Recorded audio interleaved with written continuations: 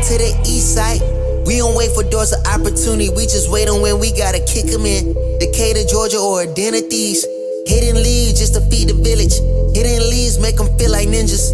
Niggas always keep the metal tucked till you run up, get your face cut. Got your brookins on the back end. Know too many niggas trapped. They be stuck in genjutsu. They see the world from a different view. Shadow clones cause they silhouettes. Hard to point out when they robbing you. You never know what be inside of you. You never know who you be talking to. Till it's 2 a.m. on the east side. Black as shadows in the nighttime. They don't wait on nothing but the right time. He ain't come around the corner. Shots fired, that's a nigga down.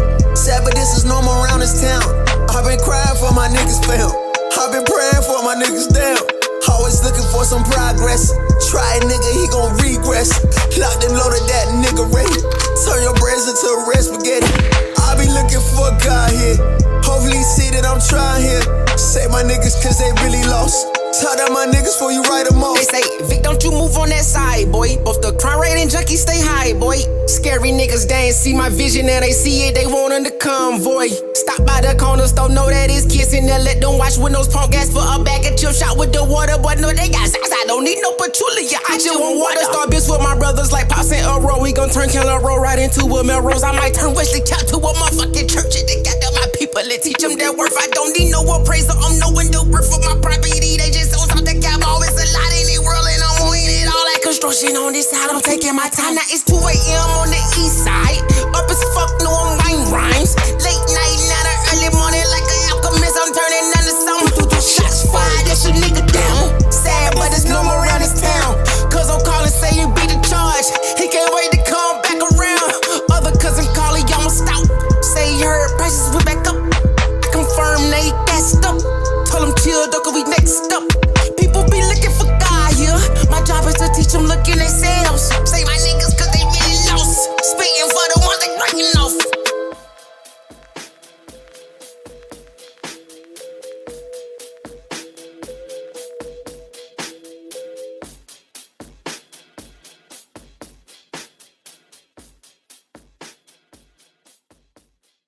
Who did you expect?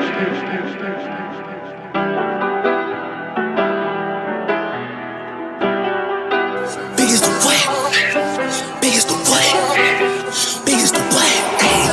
Biggest the Super Bowl. Niggas so thirsty, don't put me in beef. Dissecting my words and start looking too deep. I look at the tweets and start sucking my teeth. I'm letting it rock cause I love the mystique. I still wanna give me a song where I beat. Can trust everything that you saw and I cheat. Just know if I diss you, I make sure you know that I hit you like I'm on your caller ID. I'm naming the album to fall off. It's pretty ironic cause it ain't no fall off for me. Still in this bitch getting bigger. They waiting on the kid to come drop like a father to be. Love when they argue the hardest MC. Is it K Dot, is it Aubrey or me? We the big three like we started the league. But right now I feel like Muhammad Ali. Yeah, Muhammad Ali, the one that they call when they shit ain't connecting no more. Feel like I got a job in IT. Rhyming with me is the biggest mistake. The Spider-Man meme is me looking at Drake. It's like we recruited your homies to be demon deacons. We got them attending your wake. Hey, how the gang got away from the bars, man, this shit like a prison escape. Everybody stepping, we're fucking and everybody breakfast, and I'm about to clear up my plate. When I show up, it's motion picture, blockbuster. The goat with the golden pen, the top toucher, the spot rusher. Spray this whole shit up, the crop duster. Not Russia, but apply pressure to your cranium. Codes automatic when aiming them. With the boy in the status of stadium.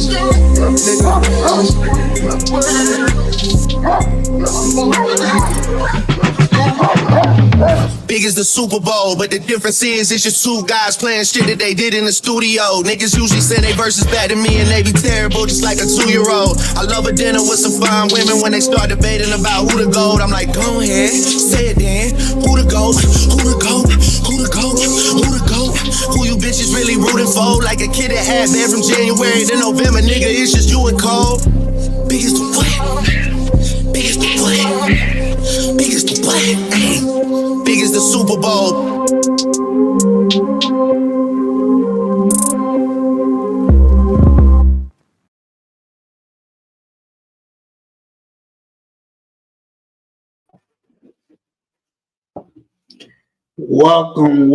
Welcome. It's Thursday night, and Aaron will be with us shortly, guys. I hope y'all guys are actually having had a great Thanksgiving. We're about to get this thing started, and we got a lot to talk about. I'm telling these YouTube streets and the real world really got me thinking a little bit. So shout out to the people in the chat really quickly. Shout out to all the people. Hey, Sherelle, I see you out there in the chat. I know Aaron. See, Aaron, he finishing up that last Thanksgiving plate. You know, he tell us that he don't eat, but I'm pretty sure right now he might be eating a turkey sandwich or might be drinking on a little drink, you know, some water, because that's the only drink he actually drank. So, hey, JJ, I see you in the crowd. Shout out this Thursday night. I hope y'all guys actually had a good Thanksgiving. I got a question for you guys. What type of Thanksgiving did you have? Did you have like a Black Thanksgiving, or do you believe you had like a white Thanksgiving? I'm gonna just call it what it is. Like, what was the type of Thanksgiving y'all guys had? So if you had a Black Thanksgiving, put a 1 in the chat. If you feel like you had a white Thanksgiving, I want you guys to put a 2 in the chat, because we want to know. I have an idea based on who y'all guys is, but put it in the chat to let us know what kind of Thanksgiving you got. So for the people in the back, they ask, like, what's the difference, right? What's the difference? I don't know if I had a Black one or I had a white one. It's all good. We got your back right quick. Before Aaron get here, I'm going to share this video with you guys to show you the difference between the two Thanksgivings real quick. Let's play this video real quick so you can see why your Thanksgiving could be different. I got beans, creams, potatoes, tomatoes, lamb, rice, beans, creams, potatoes. See, that's a Black Thanksgiving. So the first thing I'll tell you, if you had all that stuff or half of that stuff, that's definitely the Black Thanksgiving. Tomatoes, chicken, turkeys, Taste the biscuit. If you had biscuits, if you tell me that one of the things you had on your actual menu was biscuits, that's the White Thanksgiving. If they say taste the goodness of the biscuit. Biscuits. Let me ask y'all guys a question. Who had biscuits?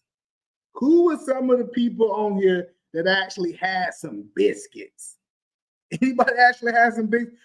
If I went on a limb, I would say, you know, one person that had some biscuit, my guy Chris. I think Chris had some biscuits. He had some biscuits for Thanksgiving. He didn't have no cornbread. Shout out, Chris. Appreciate you coming over. I believe that he had some biscuits. I really do. So let me ask y'all guys, first of all, as we get ready started, how was y'all Thanksgiving? Tell us in the chat how your Thanksgiving. Point 5 says, I hope y'all had a good Thanksgiving. Yeah, I think, matter of fact, this year, if I'm being honest, I went to one of my homeboys' houses and they had biscuits. So that's what made me think about it. I think this was the first year out of the 32 years I've been alive that I actually had a white Thanksgiving. I don't think I ever knew. And this, my homeboy, we got to talking and he was like, man, bro, we got pumpkin pie. I don't know if y'all know anything about pumpkin pie. I had pumpkin pie one time. It caught me off guard because I thought it was sweet potato pie. And I was mad. You talk about somebody who was frustrated. Shout out to Spencer. He actually gifted the membership. Appreciate you joining the gang. We appreciate all the support y'all guys have over here. Who did he give the membership to? I don't know. I can't see that. It don't show me all that. It don't say. It should say it in the chat. You should be able to see it. It should say it in the chat. It's just give one membership, and that's all it says. It don't tell us. Oh, it says Leak. Leak is now a member of the gang. Oh, before we start, of course, my bad. Shout out to my bro Spencer. We have to acknowledge the sponsor of the last show, which was LeGarrette. Shout out to LeGarrette, the Cowboys fan. Lord, Cowboys, man. I got Lauren in the chat. I ain't talking to her for 2 minutes. Oh, man. Shout out to LeGarrette. I appreciate you, bro. Thank you for sponsoring the last show. Last show, what did I do? Oh, I put an end to this housewife thingy, provider thing. I put an end to that. I had to do it. So shout out to my guy, LeGarrette. It's his day. It's his day. He beat up on the lonely Washington football team. And so I'm going to let him shine. I'm going to let him enjoy himself. Because I see Lauren is acting up in the chat. I can't see her. I got my Stevie Wonder. I can't see nothing right now. Oh, shout out to JJ. JJ gifted a membership as well. Does not say And then who. And of we course, also came Bad Bull gifted a membership. Oh, facts. they want that show to start sooner than later. I appreciate it. I appreciate it. Thank you, guys. Thank you, Big Bad Bull, my brother. This show would not be here if it was not sponsored since the inception. Big Bad Bull. So shout out to him. I appreciate you, brother. So I got a question for you, Aaron. Is it, first of all, did you have a good Thanksgiving? What'd you say about Thanksgiving? Did you have a good Thanksgiving? Did you go somewhere eat anything? Nah, I just stayed home, man. I didn't really want to be I really don't celebrate holidays at all. So I got you. And so let me ask you, if you had to choose one actual food for Thanksgiving, what would you say is like the one thing that makes Thanksgiving Thanksgiving? Jesus, man. That's a really good question. Now, I'll tell you what I didn't have. What I normally like to have is sparkling apple cider. That's why I like to have a little sparkling apple cider. I didn't have it, but I don't care. But as far as food, I'm not a foodie, so it's really, really hard for me. If I had to pinpoint something, I would go with greens. Yeah, I like greens. You like greens. So greens is that one item that you would say that you gotta have. I'm a simple man. You don't have a Thanksgiving if you ain't got greens. Yeah. I'm a simple man. I like simple. I don't even be everybody else be all that hyped up stuff. Greens, we good to go. I don't need to stress myself. I'm as simple can get, to tell you the truth. Well, I guess if we had to say, what's that one item that Edith Man Williams have to have every Thanksgiving? I mean, like every Thanksgiving.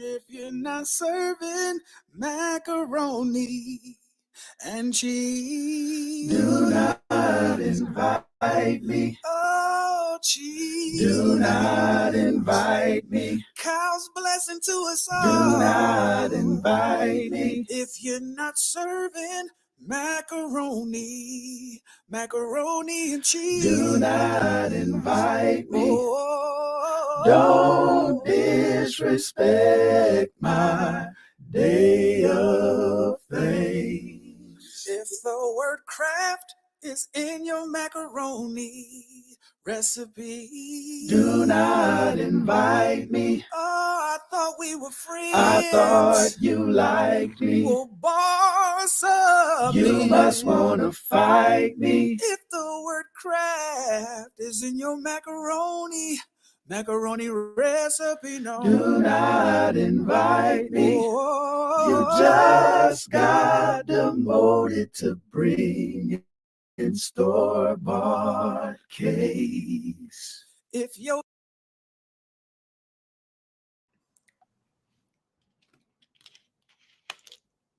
He don't know he on mute, y'all. He don't know.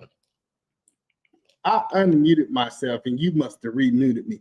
So let me ask you a question before we go back into our Thanksgiving video. Have you ever been asked to bring store-bought cake to the Thanksgiving dinner? Nah.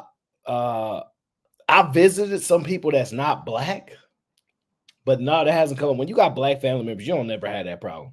In my opinion, unless you ain't got no more family members and everybody going and you kind of married in or moved to somebody else's family, you should be good. You should never have to go out and get nothing. I remember, especially no cake. I don't know. I've been watching Aaron for a while, right?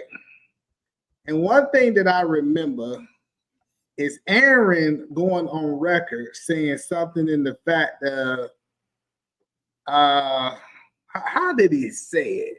He don't eat macaroni and cheese, or macaroni and cheese is kind of overrated. I don't know exactly the words that he had, but it's like one of those things, like, you know, when they say that you remember things that traumatize you. So I remember being traumatized by Aaron saying this. You actually don't care for macaroni and cheese. That's a fact. Correct? That's a fact. I could care less about it. Man. Hold on. So what is it about macaroni and cheese that you don't like? I just don't care for it. I don't know. I don't have an obsession with cheese. I listen, we know you don't skip no meals, but me, I skip a lot of meals. So I don't, mac and cheese, it there's nothing really that gets me like, what up, D? Nothing really gets me, bro. I'm not trying to have no food addiction, bro. I'm not. So if it ain't French fries, and I'm not eating French fries on Turkey Day. So yeah, French fries is my vice, but I don't have it as often as I used to. But no, mac and cheese, I don't know what the obsession with it is. I really don't. I think it's not an easy thing to cook for a lot of people because people like what they like, but you shouldn't be able to mess that up. Like it might not be popping, it may not be hitting like somebody else's mac and cheese, but you shouldn't be able to mess up the mac and chease. You know what I mean? I think you can. If you got Kraft in your macaroni and cheese, it is really easy to mess up. Well, let me see. Let's go through a little bit more Thanksgiving foods. Let's see if you like some of this other stuff, right? Dressing is made from stovetop. Go ahead and leave. Don't cook again. Oh, the devil has your You mind. know that's a sin. Saint Peter said, Heaven ain't letting you in. if your dressing is made from stovetop, go ahead and leave. Don't cook again. Oh, Jesus didn't die so you could put that on my plate. So what about the stove top dressing, Aaron? So when it comes down to that, Oh, I do not like dressing. No dressing. I don't like dressing at all. And let me give a shout out to T.O. in the building. Happy Thanksgiving, brother. Appreciate you being here. No, actually really don't like stuffing at all. Actually, it's very distasteful. That's one way to piss me off. Put some stuffing on my plate, and there ain't nowhere for me to throw it away without getting caught. Woo-wee. No. Stuffing is a no. I know you believe that either man Williams is willing to eat a lot of things, but the one thing I am not going to eat is dressing. What? I can't stand it. Oh, I can't stand it. And I know some people say, well, how about we do a little cornbread dressing? How about we try to put something good into something nasty to be able to make it taste better? I cannot stand dressing. I just can't. I don't like it. So especially stove top, no top, inside top. I don't care how you do it. Dressing is just not pleasing to me. So that's just crazy. So I'm with you on that. That stuff is disgusting. We should look up whoever invented it, make a time machine, go back, get rid of them, and we'd never have to deal with this ever again. Because that stuff is disgusting, bro. See, really some people say stuff like this: dressing is cornbread. No, it's not. Cornbread is cornbread. Let me ask this question: do you have a problem with cornbread? No, cornbread be hidden. So this idea that it's the same, it is not even close to being the same, in my opinion. So no, dressing and cornbread is two different things, and it is two types of dressing. Now that you mention it, it is Thanksgiving, but I have to say, for the disrespect, moderators, please time out E-Belly consecutively for the disrespect of the cornbread, because I'm going to eat my cornbread. I love cornbread. Cornbread is one of the ones that is. Now, I'm not going to say I love cornbread, but I'm not going to turn it down. You know what I'm saying? Well, it ain't a turn down type of food, but I ain't going to say I love it. I love it, like especially when it comes down to like beef neck bones and rice and black eyed peas. Do you eat black eyed peas? So you're against black eyed peas too? They're neutral. It's neutral. All right, cool. Let's see what else this video talking about so we can get into our show tonight. Microwave is disrespectful. Powdered cheese is disrespectful. Blue boxes is disrespectful. Cheese sauce is disrespectful. 4 packets is disrespectful. Stove tops is disrespectful. Quick and easy is disrespectful. Just add water is disrespectful. Give me that real cheddar oven baked gooey goodness with some moist baked cornbread dressing, or get out. Get out.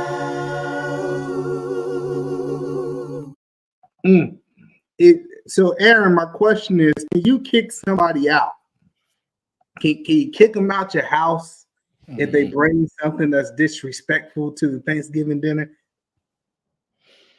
Not in California. If I was in the South, though, absolutely. But in California, everybody look. You see how you got that video, all different colors and stuff. You have to be very inclusive out here. See, but if I was in the South, visiting some of my people in New Orleans or something like that, or maybe even Atlanta, I don't really know that many people out there. But if I was out there for whatever random reasons, yeah, I'm gonna be like, let's kick them out. Yeah, I don't see why not. Yeah, it makes sense. But in California, I don't recommend it. It's not very inclusive. I think we'd be looking.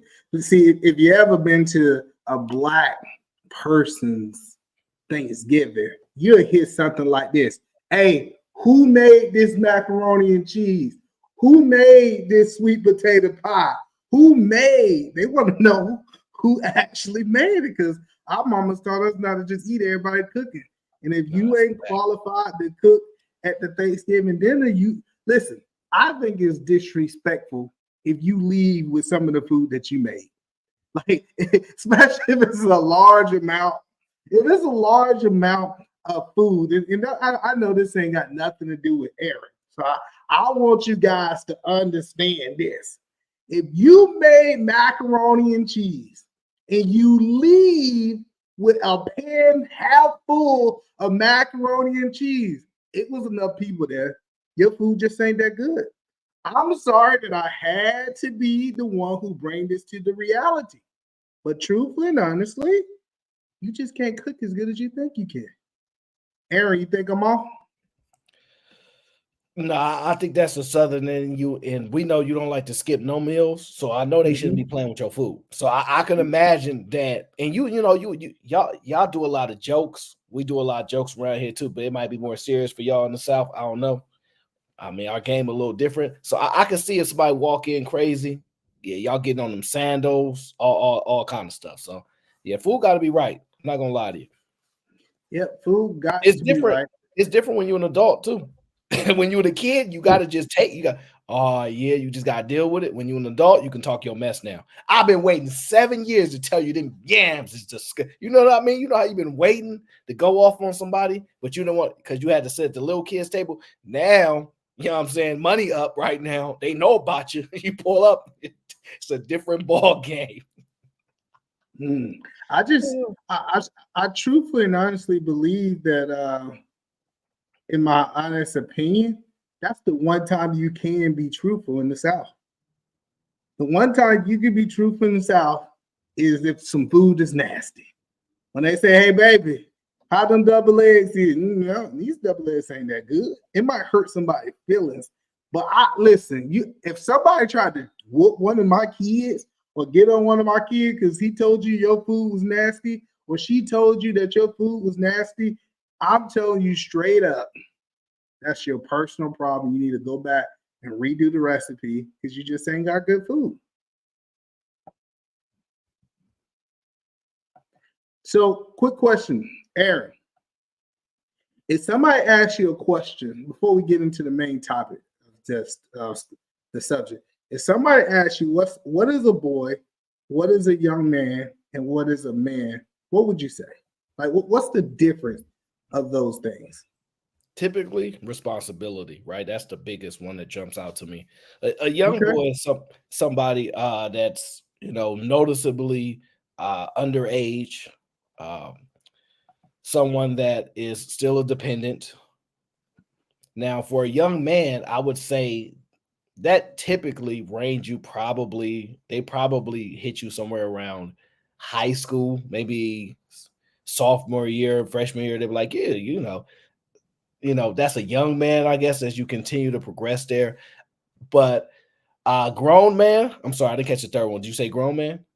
So yeah, you got boy, young man, and a man. Okay, so the young man around high school, I guess you could give him that. Some people say it earlier, look at you, you're growing up fast.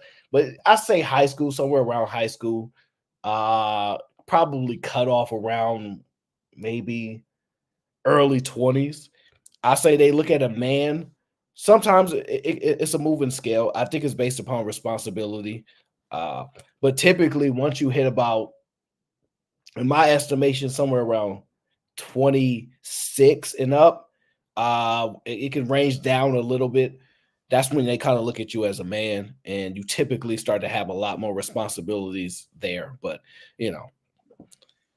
So do according to what you're saying, you believe it's almost in an age thing? No, it's primarily responsibility, right? The Mm. more responsibility you have, the more and more deeper into you becoming a man.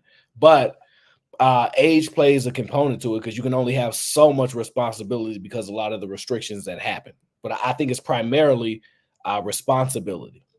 So could I be a man, not a young man at 16? There's not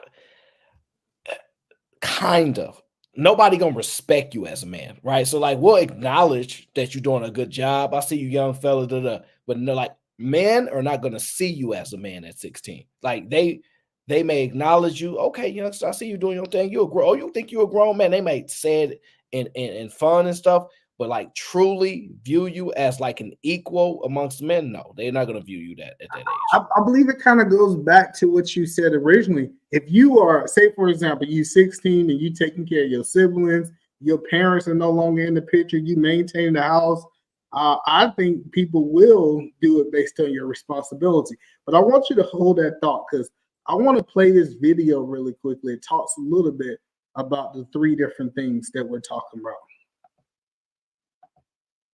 Hold on 1 second. And tell me, I think you kind of agree with this video based off your first take, but let's see exactly what they say. So somebody wants to know the difference between a boy, a young man, and a man. Can you tell them the difference, please? Yeah, so a boy doesn't have responsibilities or take care of responsibilities. And what's a young man? A young man is learning responsibilities. A young man is learning responsibilities. What is a man? A man take care of his responsibilities. Okay, so what are you considered as? A young man. And why is that? Because I'm learning responsibilities. That's my boy right there. And what am I considered? A man. Why is that? Because you're taking care of your responsibilities. Taking care of your responsibilities. Dang, I'm pretty good. Learning your responsibility. I love this house. And the reason that I wanted to have this conversation, Aaron, because I'm starting to believe having an NDA is taking care of your responsibilities. Like, I know this might sound crazy as we get ready to get into this topic, but I'm almost saying it's almost irresponsible for you not to have an NDA in the dating world today. So before I get into the topic, do you think I'm way off if I said that, hey, you got to sign an NDA before we get serious? I'm not talking about going on a coffee date or something like that, but before we start actually, if I'm going to be vulnerable with you, if I'm going to be transparent with you, is it off if I ask someone to sign an NDA? It's a really, really good question, especially with those follow-up statements. If you're going to get transparent and some level of vulnerability, what's so interesting is I actually think it would be beneficial to relationships. like I think people would divulge more stuff than they ever would have, knowing that you could be penalized for violating their agreement and trust and whatnot. I think it's interesting. Aaron, while we get into this conversation, can you please drop the link for some of the people in the chat?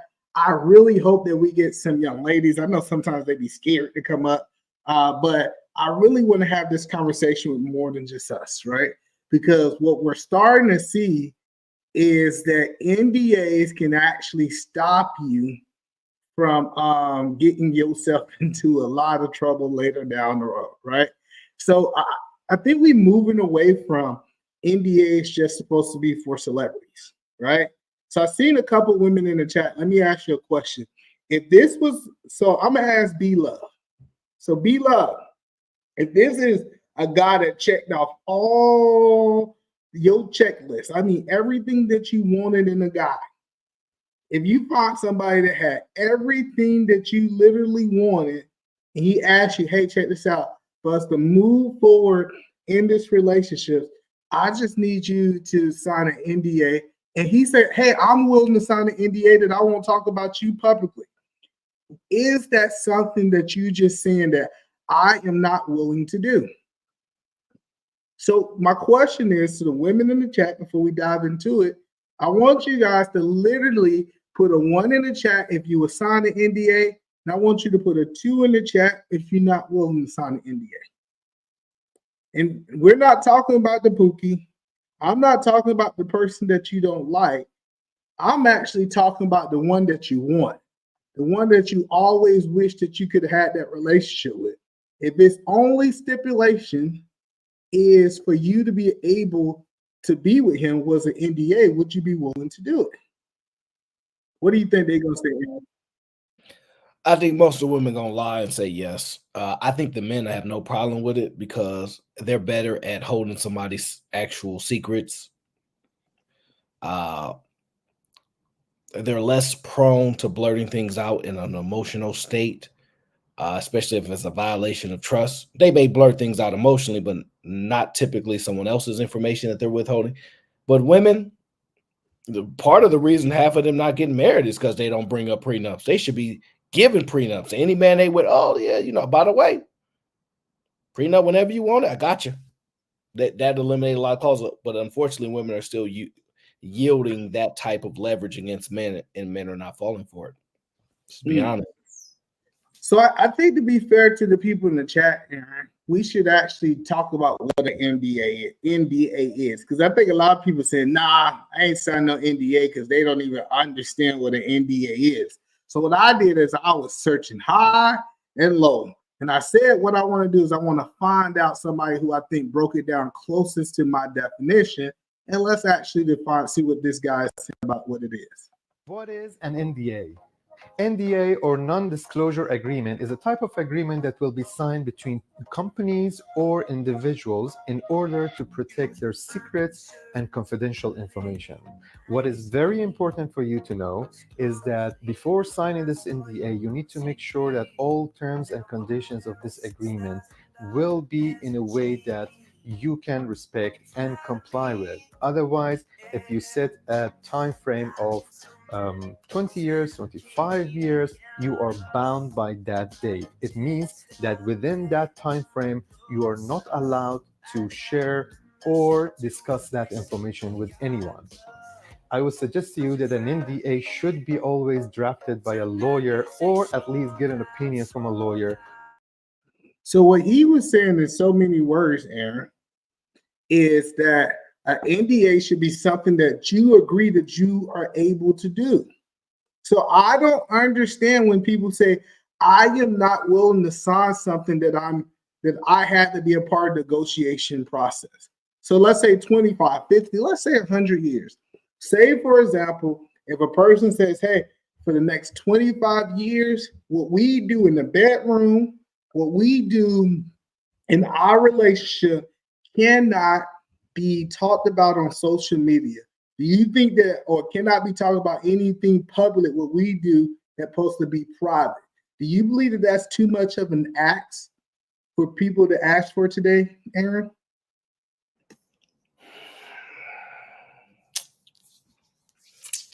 Yeah, because you can make a lot of money violating.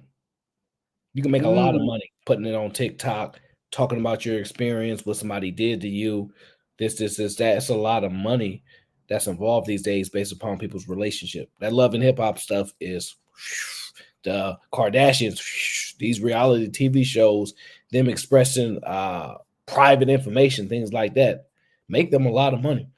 So, and I don't think people want to take the risk of being wrong, like violating terms and having to pay somebody. I think that's a tough one too. So Beloved, I'm not understanding Beloved, because she said she should have the freedom to say whatever she wants. But she said, I don't think that intimate details of marriage and relationship should ever be discussed. If you believe that, why can't we put it in the NDA?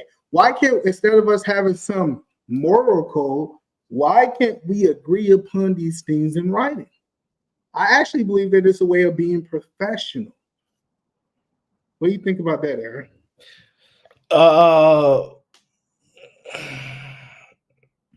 I don't think no women doing that, bro. I don't think women are like, because they're already not even want to sign the prenups. They don't want to sign prenups, so they definitely not gonna want to sign an NDA.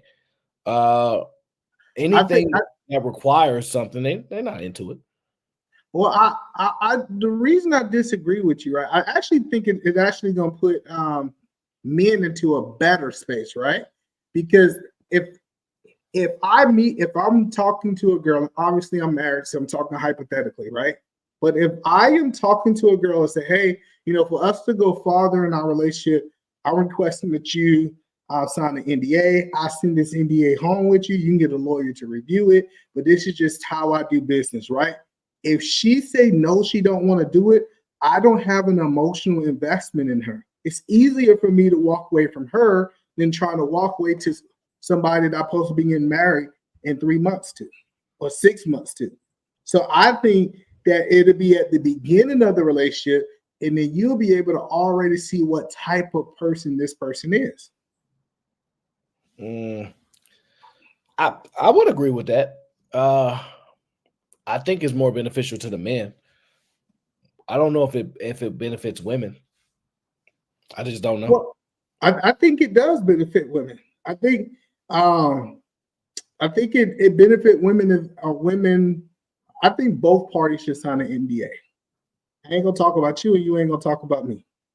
Matter of fact, a lot of these 304s might can hide their business a little bit better if they got a man to sign a non-disclosure agreement. So I'm not saying that only men or women should do it.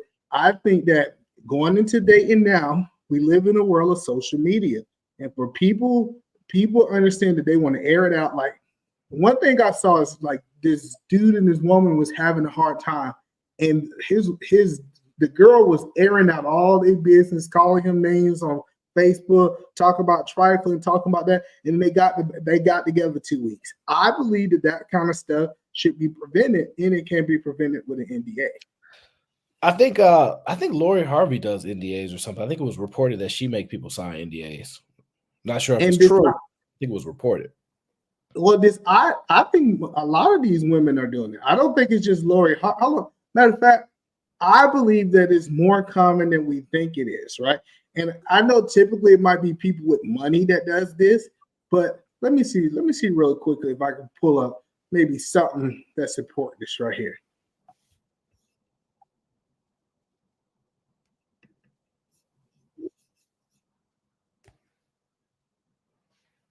So Raven Simone has said everyone that she have dated have signed.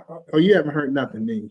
You're just waiting on what I'm in. Yeah, it's Thanksgiving, guys. Golly, give me a little bitty grace. I done played the video and everything. I'm the only one that actually heard it. Aaron looking at me like I'm crazy. It was Aaron's face because there's no way I would have knew.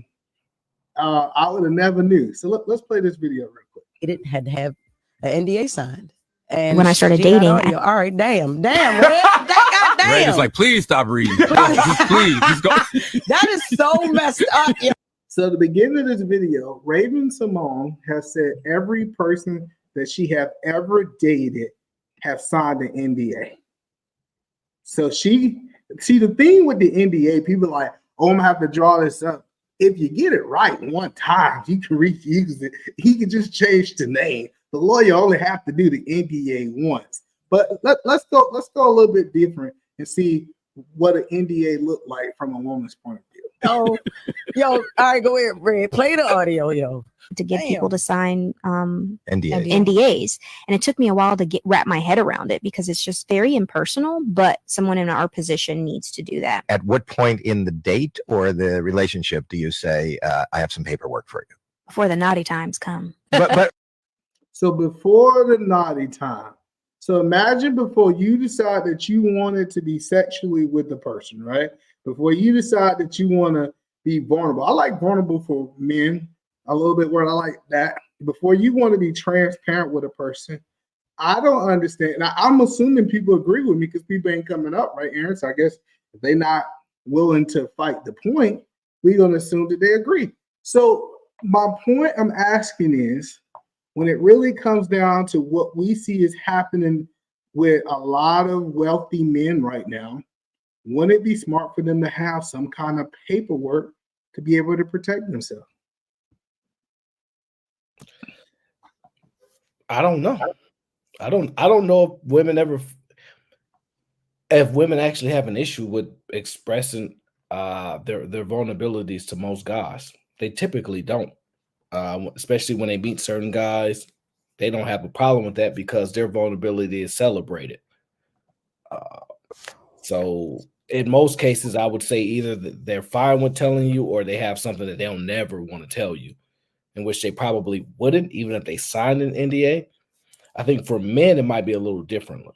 So that's why I think it benefits men slightly more. But I do think it's necessary for everybody to a certain degree. I think it's like they go on the first date, let's talk about everything, finance, Yeah, so if everything on the table and then you sign this NDA, all right, cool. I think it puts a level of relief on some people, but I don't know. It's just so many sneaky ways that people will try to go around trying to get your information out if they want to get you, if they want to do you dirty. So I don't know. Interesting. So you say that you believe everybody should be signing NDAs, right? I think it's an interesting idea. I don't know how pragmatic it is in the sense of how much it would cost, the drafting aspect. How much stuff do you not want people to express? How you would put that in? I don't know. Shout out to Chaz. Chaz in the building. I don't know. So cool. Let's dive a little bit deeper, because if we dive a little bit deeper, we could really kind of go deeper into this. And one thing I'm gonna say is, are you familiar, in my opinion, and I can be biased, of this? He's a small golfer, a guy by the name of Tiger Woods. I've heard that name before. Man, is he a junior? No, I'm talking the senior. I heard of a golfer like that. Yeah, I heard of one. Tiger Woods, I think Tiger Woods is worth over $1 billion. And Tiger Woods thought it was a good idea to start getting his girlfriends to sign NDAs, right? So we're gonna play a couple different videos. Wait, Tiger been getting his women to sign NDAs?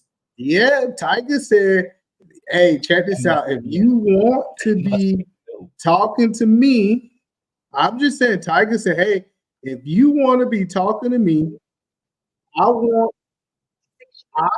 you, literally, I want you to sign an NDA." All right, so let's see if Tiger off, right? Yes. Maybe Tiger is off. Maybe Tiger don't know.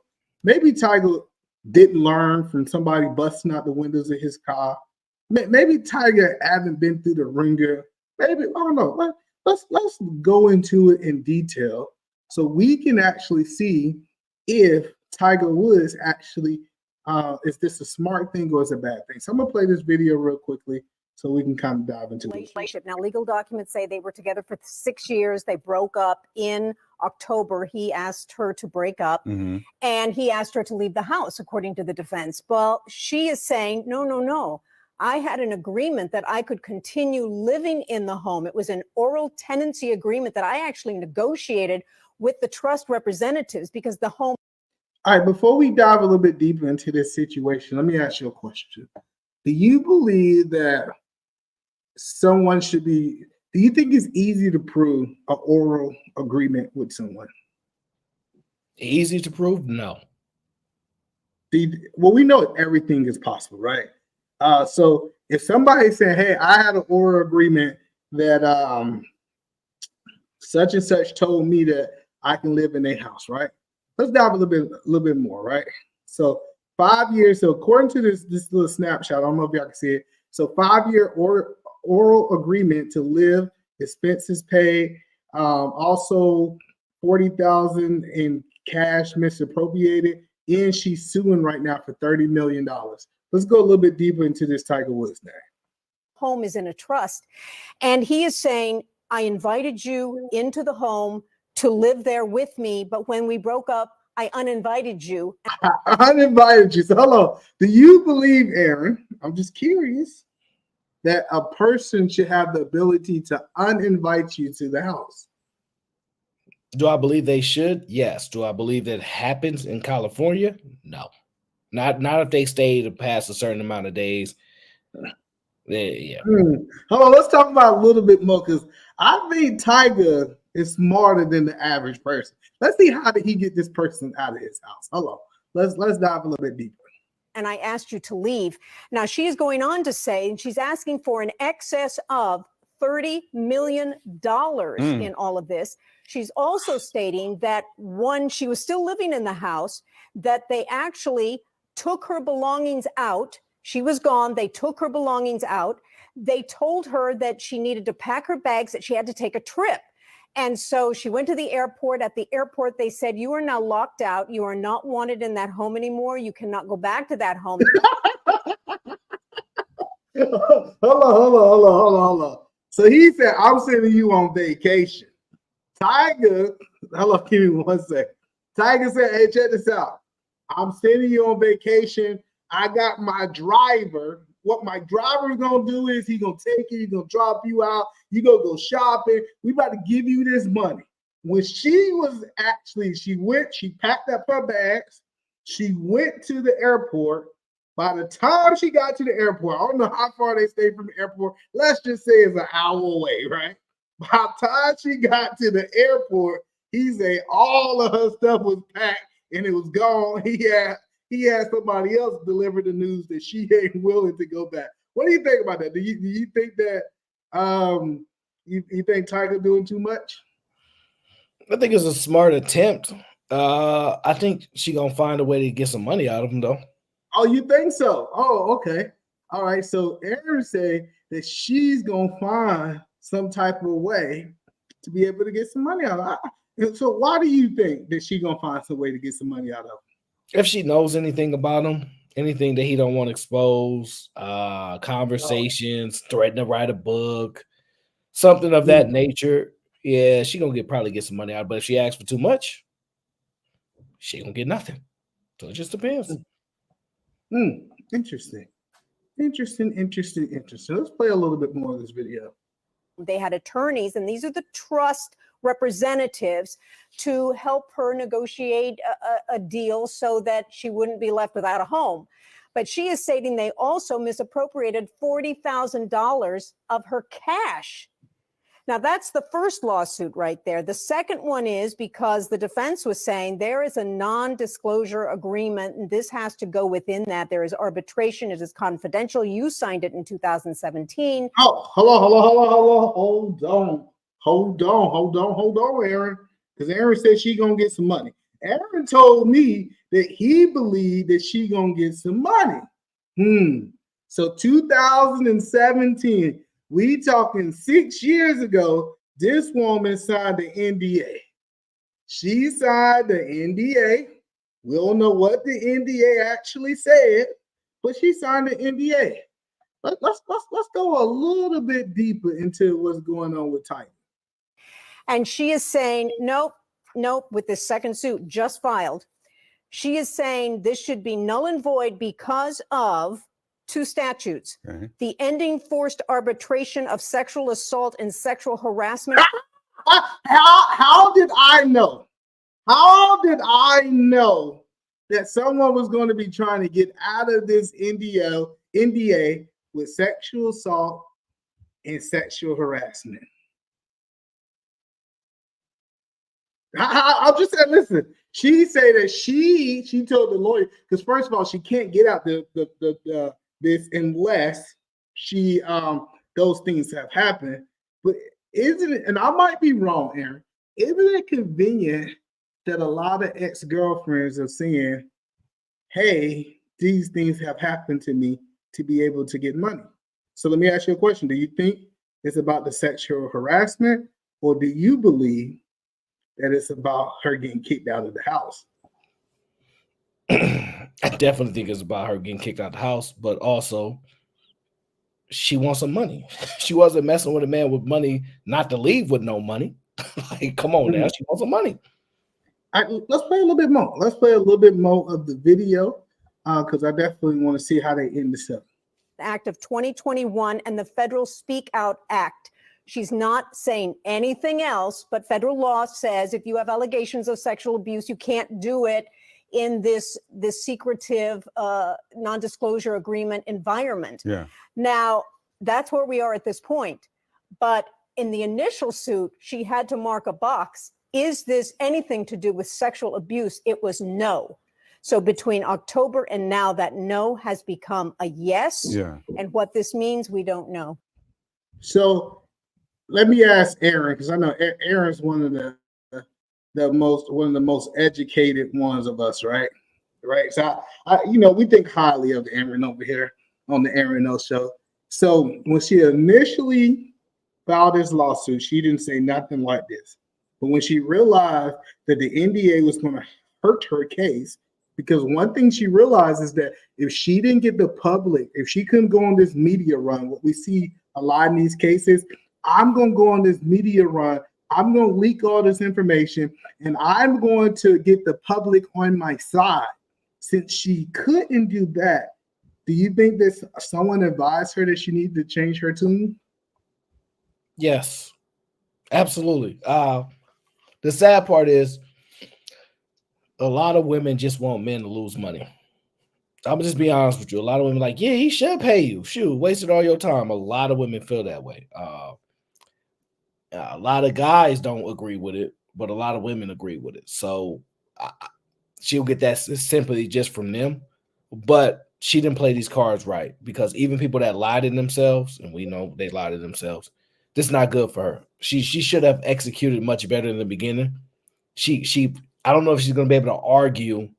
I was scared to come forward and all that crap, because a lot of people already came forward on him and all the kind of stuff. So I don't know. I think she's lying though. So everybody got mad at Tiger Woods. Everybody got mad at Tiger Woods because Tiger would not release a statement. Tiger said, you know what?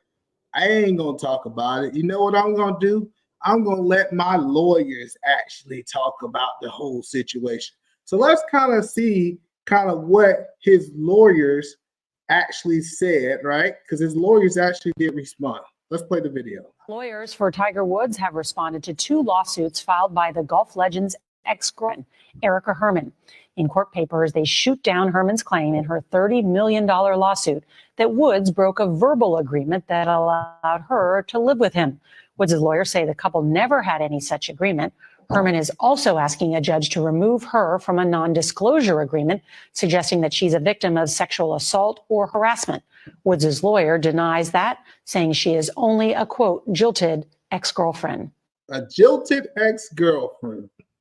She is only a jilted ex-girlfriend. And everybody keeps saying, you know what I saw looking into this? Why Tiger ain't told his side? Why? Because he listened to his lawyer. His lawyer told him to be quiet. His lawyer said, hey, if you be quiet, we're going to go and take care of our business. Let us do the talking, right? Let us go out and make some things happen. So what are you thinking so far? Do you think, because I got a whole theory on this whole situation, but do you think the reason, have you heard about this situation, first of all? Not to this in depth. I heard about it. She was trying to stay in his house and get some money. This was months ago. I remember we talked about it. As far as these details, absolutely not. She lying. Tiger Woods is somebody that didn't get a lot of women growing up because he was focused on sports, got his bag up. And sometimes you might got money, but you might not have no game with women. And he made a lot of mistakes because he wasn't used to dealing with women. Let's just be honest. That's what happened to him. He has since learned his lesson because he is a nerd. And he said, okay, this happened to me, never again. And he on his grind now. It is what it is. So I'm thinking that some people have learned that hey, shame, get me once, shame on me. Get me the second time, shame on you. Right? I don't know if I said it right, but I think after what he went through, after the money that he spent out, he learned that he's supposed to move in this way. And this is how men should actually be moving nowadays, right?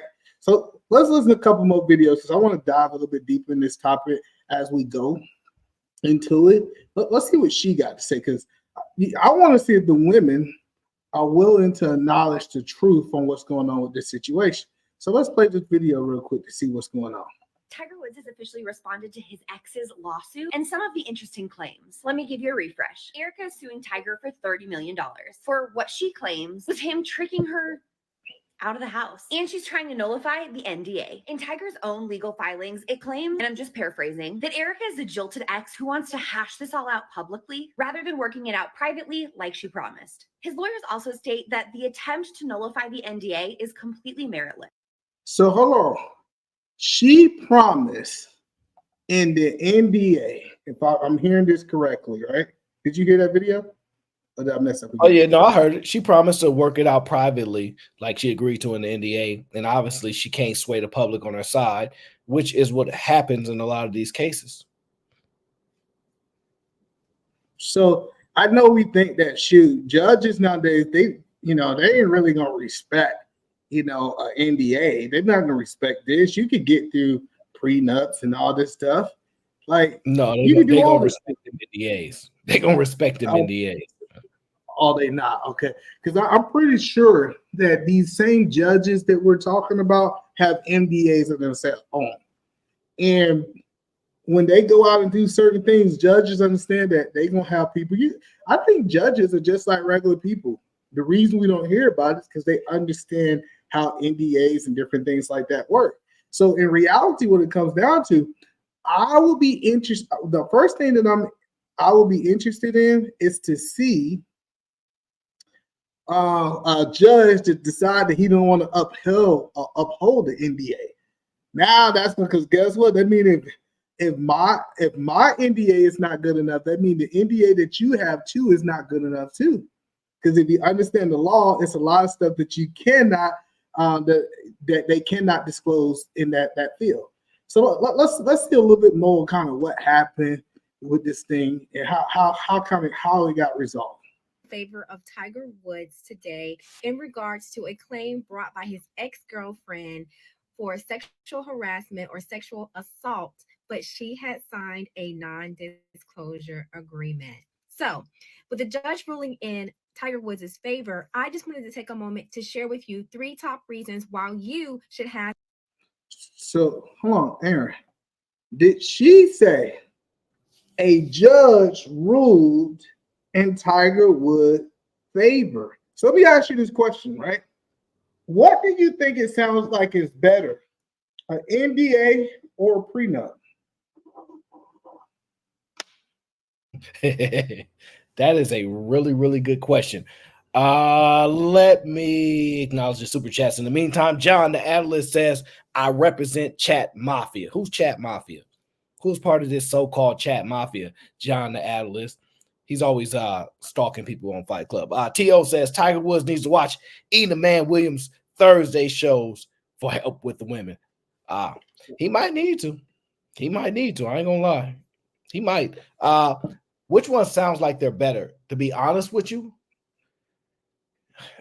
it depends, circumstantial, but I would say in most cases, those NDAs sounding like gold right now. Could you imagine if you couldn't say nothing to muddy up the public view on you? Because look, we go through these conversations all the time. People hate rich people. They hate them.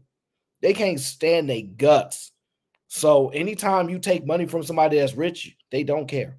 They don't care. So using the public to sway your side is a tactic that is commonly used. But if you can't say nothing and you just have to resolve everything in a legal matter quietly without public opinion, these NDAs sound like in combination with a prenup, solid gold. But if just, I mean, in a general sense, that NDA sounds much better.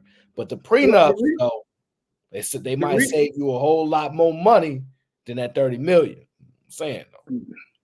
Well, and she lost the case, to be honest. So technically, if I can get you to leave my house on your own will, I don't have to let you back into the house. Now we can argue the fact that that's fine. I did not know that. See, the problem when it comes down to squatters is they don't leave. They don't leave. Yeah.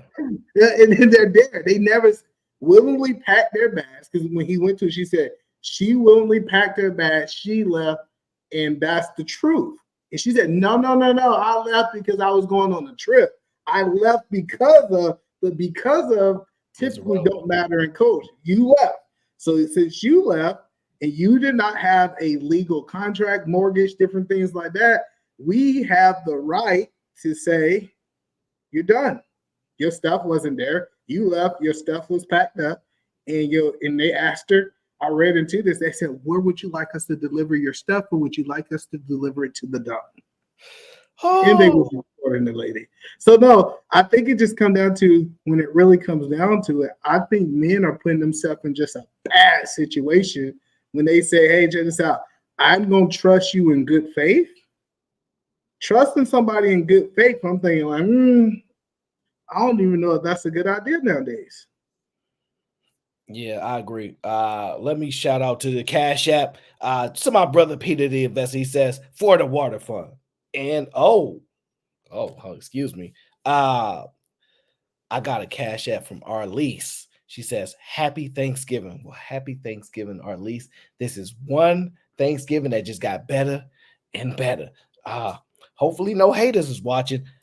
I will say this. This is a very genius idea by Tiger Woods. I think he got smarter. I think he prepared himself. I think he noted that women are always trying to take care of him. I think that he's positioning himself in a much smarter position. I don't think he'll be able to find true love again, whatever they want to call that, because he's hyper paranoid, right? But honestly, he got his kids. I don't know how many kids he got, but he got his kids. He got his money. The other wife took whatever his money. So I think it's time that men put themselves in better positions, and women, you should too. It might help y'all mess with men that got way less money, without being asked word. You should go ahead and do it. Because in my opinion, most guys have no problem signing prenups. Honestly, if you make way more money than them, men are rarely objective to prenups, but for some reason, women are overwhelmingly objective to them. It just says that, honestly, you most likely looking to take advantage of a man and his money, no matter how you try to swing it. So should a person look at it as a red flag if a woman is not willing to sign a prenup, or a woman is not willing to sign an NDA?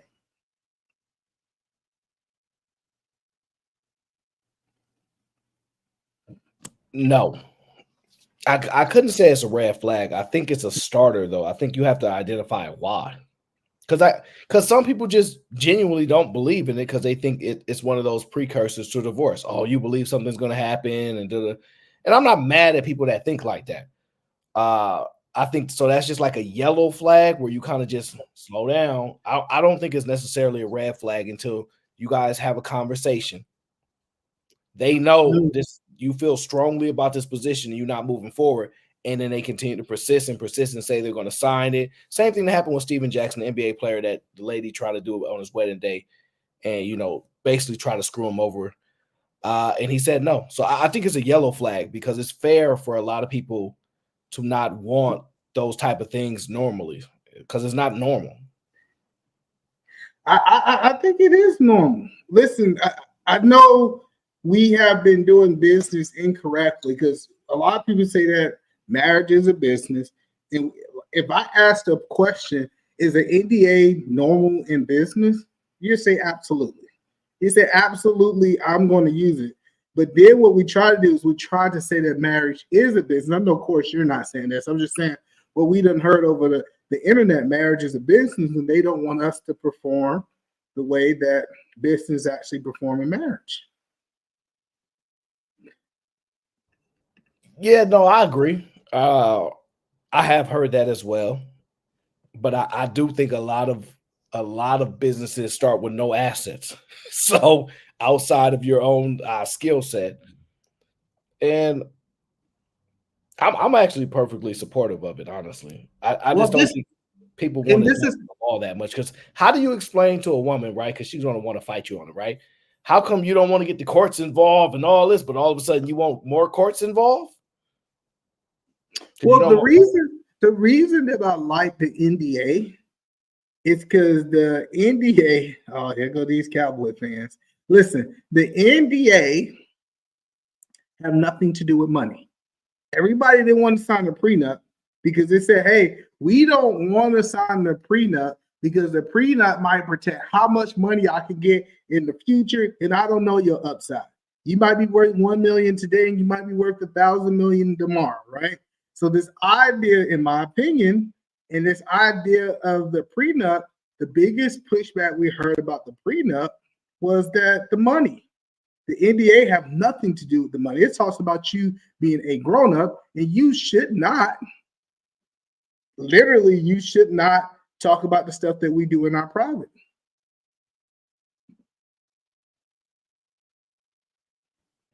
Yeah, I agree.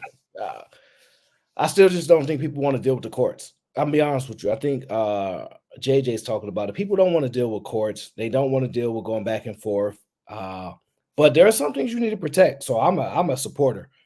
I'm a supporter of the NDAs, though. That's the point. The NDA have nothing to do with a court. You don't have to go to a judge and say, hey, we both agree upon this NDA, so I want you to sign it. No, this is an agreement that we can sit in the room. I can say, hey, this is something that you agree on. Yes, I agree on it. You sign it, I sign it. It could be a mutual agreement. We have argued. The biggest problem is that we have misunderstanding. We don't understand what somebody means. But me actually putting it in writing, letting you be able to take it, dive into it, and to be able to understand it, I think what it does, it makes it the ability for us to truly be transparent of what we're looking for. Yeah, Lauren Mack says, read this with enthusiasm.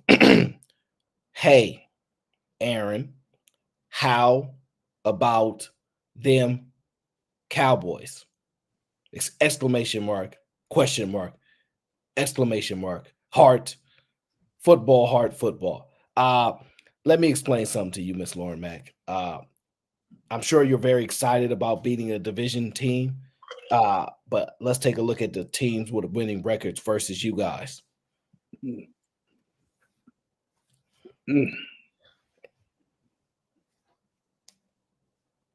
How about them?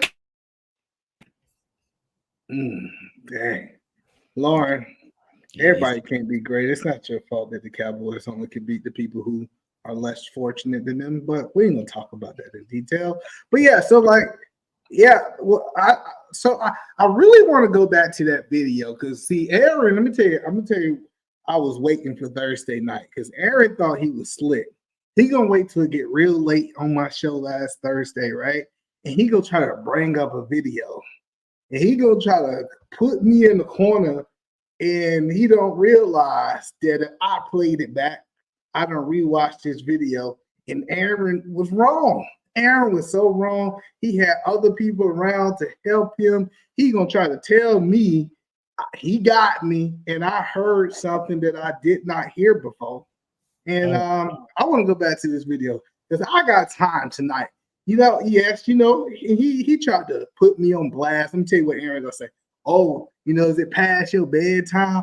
If you go get in trouble, yeah, nigga, I would get in trouble. It's time to go to sleep. I'm okay with that. I'm a married man. When my wife ready to go to bed, and guess what? I've been getting into bed by myself anyway. So I want to make sure the person that I'm getting into bed with is happy because happy people do happy things. So I wanted to make sure we had time tonight. You know what video I'm talking about? I have no clue. I got short-term memory. I'm legally blind. The video I'm talking about is when Buddy in the Red. Buddy in the Red, he had red on, and he was talking about 100% of the bills. He's like, you guys want women. He said, we have expectations. If I remember, my little mind can remember it right, that men don't have, men have expectations that women is going to be not what did he say? Not what did he say, Aaron? He said that women are not conditional, right? And what he went into detail to talk about is that he don't think women should wash the dishes conditionally. He don't think that women should wash their clothes conditionally. He said that regardless if she's happy or sad, she should be unconditionally doing her household duties. And Aaron says that men don't have these unrealistic, men don't have these expectations of their women. And I wanted to redress the situation. So Aaron, have I clogged your memory a little bit so you kind of know what video I'm talking about now? I know the video. You still not pronouncing him properly, though. I'm trying to find it, to be honest with you. I got you. And so the thing that's, you ain't even got to find the videos. I got one question. I really, really do. So do you believe that men want women to do their wifely duties unconditionally? Repeat the question. So Aaron, do you believe that men want women to do their household duties or wifely duties without conditions? Yes. All right. So when you tried to paint the picture that I had an unrealistic expectation and men don't want this, can you help me understand what you was trying to say before my bedtime? Sure. We were talking about the expectations of something, not rather like they should, right? And I don't believe men actually expect that, right? They would like it to happen. They hope it will happen, but the expectation is that every time they like give it up, they know it's not going to happen. They know it's not going to happen. But what they want and what they believe, two different things. No. We didn't talk about belief. We talked about men expectations. And yes, you told me expectations is based upon beliefs. No, listen, you told me men do not have the expectation for women to do their wifely duty unconditionally. That's what you said. We can play the tape back. It ain't gonna go well. I know you said, listen. It ain't gonna go well for you, brother, because I exactly remember what the debate was about as far as expectations and you using the word want. There's a big difference. Like they have an expectations for her to do these things when she's on her period. No, they don't. I do. So listen, you want her to do it. You don't have an expectation of it. I do have an expectation to my wife. Happy, sad, frustrated, upset, sick. I have an expectation for her to still do her duty as a wife. I don't think that how she's feeling should make it where she can or cannot do her wifely duties. Okay. So and I think most men think like me on this.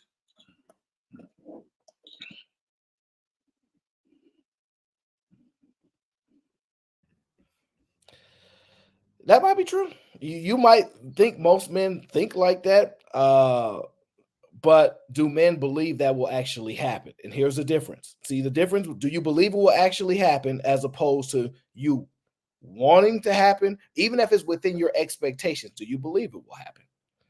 Because we get into belief. Yeah, I believe it'll happen. If that's the argument, most people don't believe it will happen. They might expect it like you want, but the belief, no. So you don't believe that you don't believe that if your wife, no, if she's not feeling it, she's not happy. I don't believe it's going to happen. Just like most people don't believe it's going to happen. So hello. So I just want to make sure I hear you. So let's use washing the dishes. You feel like if a woman's unhappy, she ain't gonna wash some dishes. No, I don't think it has anything to do with her happiness, happy or unhappy. Oh, so it's unconditional. Okay, all right, hold on. Let's go another. When it comes down to washing them clothes and folding them clothes, do you believe that her happiness matters? Do I believe it matters? No, because that's is it going to affect whether she washes the clothes or not? It can. I could argue that it has happened many times. I ain't washing no clothes today. I don't feel like it. Sure. I say they were going to do something and didn't do it. Absolutely. All right. So then we talk about the cleaning of the house. Is she like, nah, I ain't going to clean this house because I'm frustrated? You think that's something that she could do over a long period of time? Unlikely to do it over a long period of time. I think it's moments. This is what I'm saying. So when we talk about expectations and what will happen, most people, because I can I can really argue the fact that it's a lot of time men don't want to go to work. They wake up in the morning and they're like, you know what? I really don't like this job. But you know, women have an expectation for him still to provide for the family, still to go out and do these things. And the point that I'm making now is that in relationships, especially inside of marriages, we have expectations for you to fulfill your duty regardless of how you feel. Now, if I'm saying that there's people who don't do it, that's not my argument. But the men have the expectation for the woman to do it, and that's kind of the argument we was having last time. The problem is you're limiting it to three things, right? And I don't remember what the three things were, right? That's why I'm trying to find the video, but I cannot find it, right? But if you continue to expand the roles, right? Listen, during period time. Yep. Come on, man. No. Yeah. Listen. I know it sounds crazy to you. Right. Matter of fact, I think it's proven that women are the most horny when they are on their period, right? But that's a whole nother conversation, right? But I think if they already have the agreement, you know, you think that laying the towel out is a new singing? You think that people making it up that they lay this towel out on the bed because they about to do what they do when it's that time of the month? The question is, if she say no, I got cramps right now. It's not happening. The expectation isn't gonna be like, oh, you bet. Like, no, they're gonna be like, she is cramped. People understand that. I disagree. I think that it depends on how persistent the dude is. But running those red lights, Wardy. You're a red light runner. That's what you are. You know what I mean? Aaron over here trying to make me violate my NDA, and I'm not gonna violate my NDA that I got about what we do in our personal life. I'm just saying, you know, your wifely or husband. See, I'm balanced, Aaron. There's so many people that's so unbalanced in this space that it's just ridiculous, right? I'm just saying, like, I supposed to, regardless how I'm feeling, if I don't feel it, I still supposed to get out that bed. I still supposed to run that business. I still have the expectation that I supposed to deliver. I supposed to deliver, and I don't think it's completely crazy that I have that same expectation on my wife, because we supposed to be cut from the same cloth. Now that's why I married her, is because she believed that I was going to fulfill her expectations and I was supposed to fulfill hers. Is that all? So are you saying that you saying relationships, they're unconditional? You have an expectation for unconditional things. Yes, I think things, not all. Let me say this for the people who think I'm saying all. I'm not saying all things, but I'm saying, yes, it should be things that's unconditional that you're in a relationship.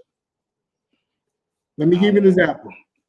One thing that should be unconditional in a relationship from a man point of view is that I'm supposed to be providing for my family. I don't think it's a condition that I can't do that. So I think that's kind of the key in like, it's crazy that people have a problem when we have standards. I believe that we're supposed to have standards in our relationship. No, I'm with you. Like the way you break it down, I'm fine with. It's not a big deal to me. I still believe that there are things where men are like, she not in the mood, she not feeling good, she not happy. We like, it ain't about to happen. It ain't about to happen. In their case, we don't believe it's gonna happen. Now, would you check this out. I want to answer this question. You know what? Me and Aaron gonna go out. Listen, you cash app Aaron $200. He gonna send me $100. We gonna go home and we gonna go talk to our people. The bounty's going down tonight. $200 if you really want to be about that life, because I know you ain't got no job. You say you a business owner. $200 to get us up out of here. Hey, Aaron, you know how we do it. Just make sure you get my 100 and I get my mic Well, 200, we'll get up out of here tonight. Go ahead. I just want to go ahead and say that. Let me get to this video. I want your thoughts on this video because this kind of plays into something you're kind of saying, right? What do you think about this? Black people are the only people that talk about money in relationships. It's crazy. Because other cultures just know the man is going to be the caretaker or the provider. Like other cultures just know that. But when I say it, niggas in the comments like, that's because what we the don't have fuck, culture. this lazy bitch. What's she talking about? So every other culture understands the man is the provider and the woman is a nurturer. That's not even a conversation that they have because they already know it. They grow up knowing that. Yeah. Black people are the only people that see our moms do more than our dads. And so we have a reverse thinking about it. We think, oh, well, my mom did it, so I could do it. Or my mom did it, so she can do it. That's why so many Black women are unmarried because we don't have roles. Gender roles are not a bad thing in marriage. Everyone needs to have if I don't know my role, how do I know what part I'm playing in anything? Sure. When you're on a basketball team, everybody has their position. Everybody has their role. You need to know what your role is. And a woman's role is the nurturer. And if you have kids, the caregiver, and the man's role is the provider. And he brings in the money. He brings in the money and the woman manages it. And that's how the household's supposed to run. The lack of tradition in Black culture is killing relationships. That's the main thing, right? Black people are the only. Oh. She was cooking. She jumped right. My bad. I pressed the wrong button, bro. Yeah. She was cooking, but she jumped right off the cliff. Like she was doing such a good job. Listen, I agree. I think that we supposed to be the providers, right? And she said something that was a very important part of her statement. In marriage, if I'm married to you, I'm supposed to provide for you. If you are married to me, you're supposed to nurture me, whatever that looks like in 2023, right?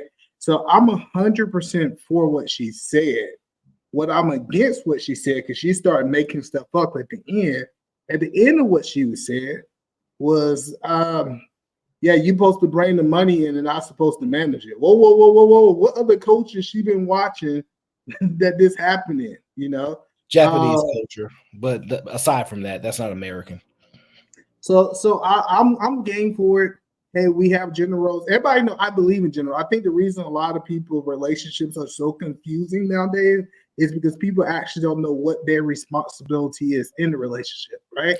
So check this out. If a bill don't get paid, Aaron, and I'm supposed to be the provider, and that's my responsibility, I can't go to my wife and blame her for that thing because that was my role. This is fun. I like gender roles.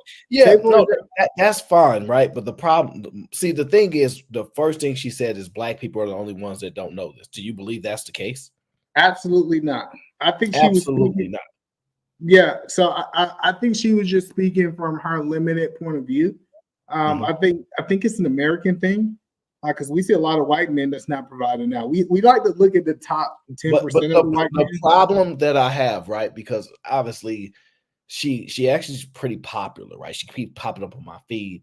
The problem that I have with it is that Black women think that's normal to say. This is the issue, right? If a Black man has a job, right, and he works with a white man and an Asian man, we make the same amount of money. So how is he providing for his household? And I can't afford to provide for mine if we both make the same amount of money. You see what the problem with the logic is? If we both work wherever the hell that, unless you're saying there are no Asian people, there are no white people, there are no any people that work these jobs, none of my coworkers look like this, we're making the same money. So how is it I can't provide, but he can? It's delusional at best. Well, I think that what we're not talking about is that Black people do have an unrealistic expectation of what they can do with the type of money that they make. And what I'm saying there is, if you ever been to like a Asian house, most Asian, I ain't talking about the rich Asian, they don't really live like a lavish lifestyle. Like most of their house, their furniture is mostly simple. You know what I'm saying? They understand that if they understand that they have to make do. One thing I can say that I have learned is that a lot of other women are willing to make do with what they got. So do you agree with that or you disagree with that? Without question, because it don't make sense for her to make those statements when I know fully well there's a black man at a job and his coworkers don't look like all black. They're making the same amount of money. So how is it they can provide? Because in their culture, they know that's the role, but the black man can't. It's a little idiot. You must be messing with a black man that don't have a job or has no coworkers that look differently than a black man. So he works at an all black establishment. It's idiotic at best. Well, I think something that really caught me off guard when I met my wife. My wife was kind of happy with the stuff that she had. Like my wife don't like shopping. My wife don't go get her hair done. My wife do her hair. She do all her kids' hair. My wife don't get her nails done. She said that it's more personal for her to do her nails. Like every now and then they'll go do it, but for the majority of the time, she's really self-sufficient in maintaining herself. And that what I have learned is that other women that I date, they like, oh, it's your responsibility to get my hair done, to get my weave done. Like, why haven't you learned how to be self-efficient if you don't have the money? Why don't you know how to do those things? So I think that's more of the interesting part about the dynamic. What I have learned is that I truthfully and honestly believe that my wife is just happy with, having a simple lifestyle. Now, does she want to travel? Yes, she want to travel.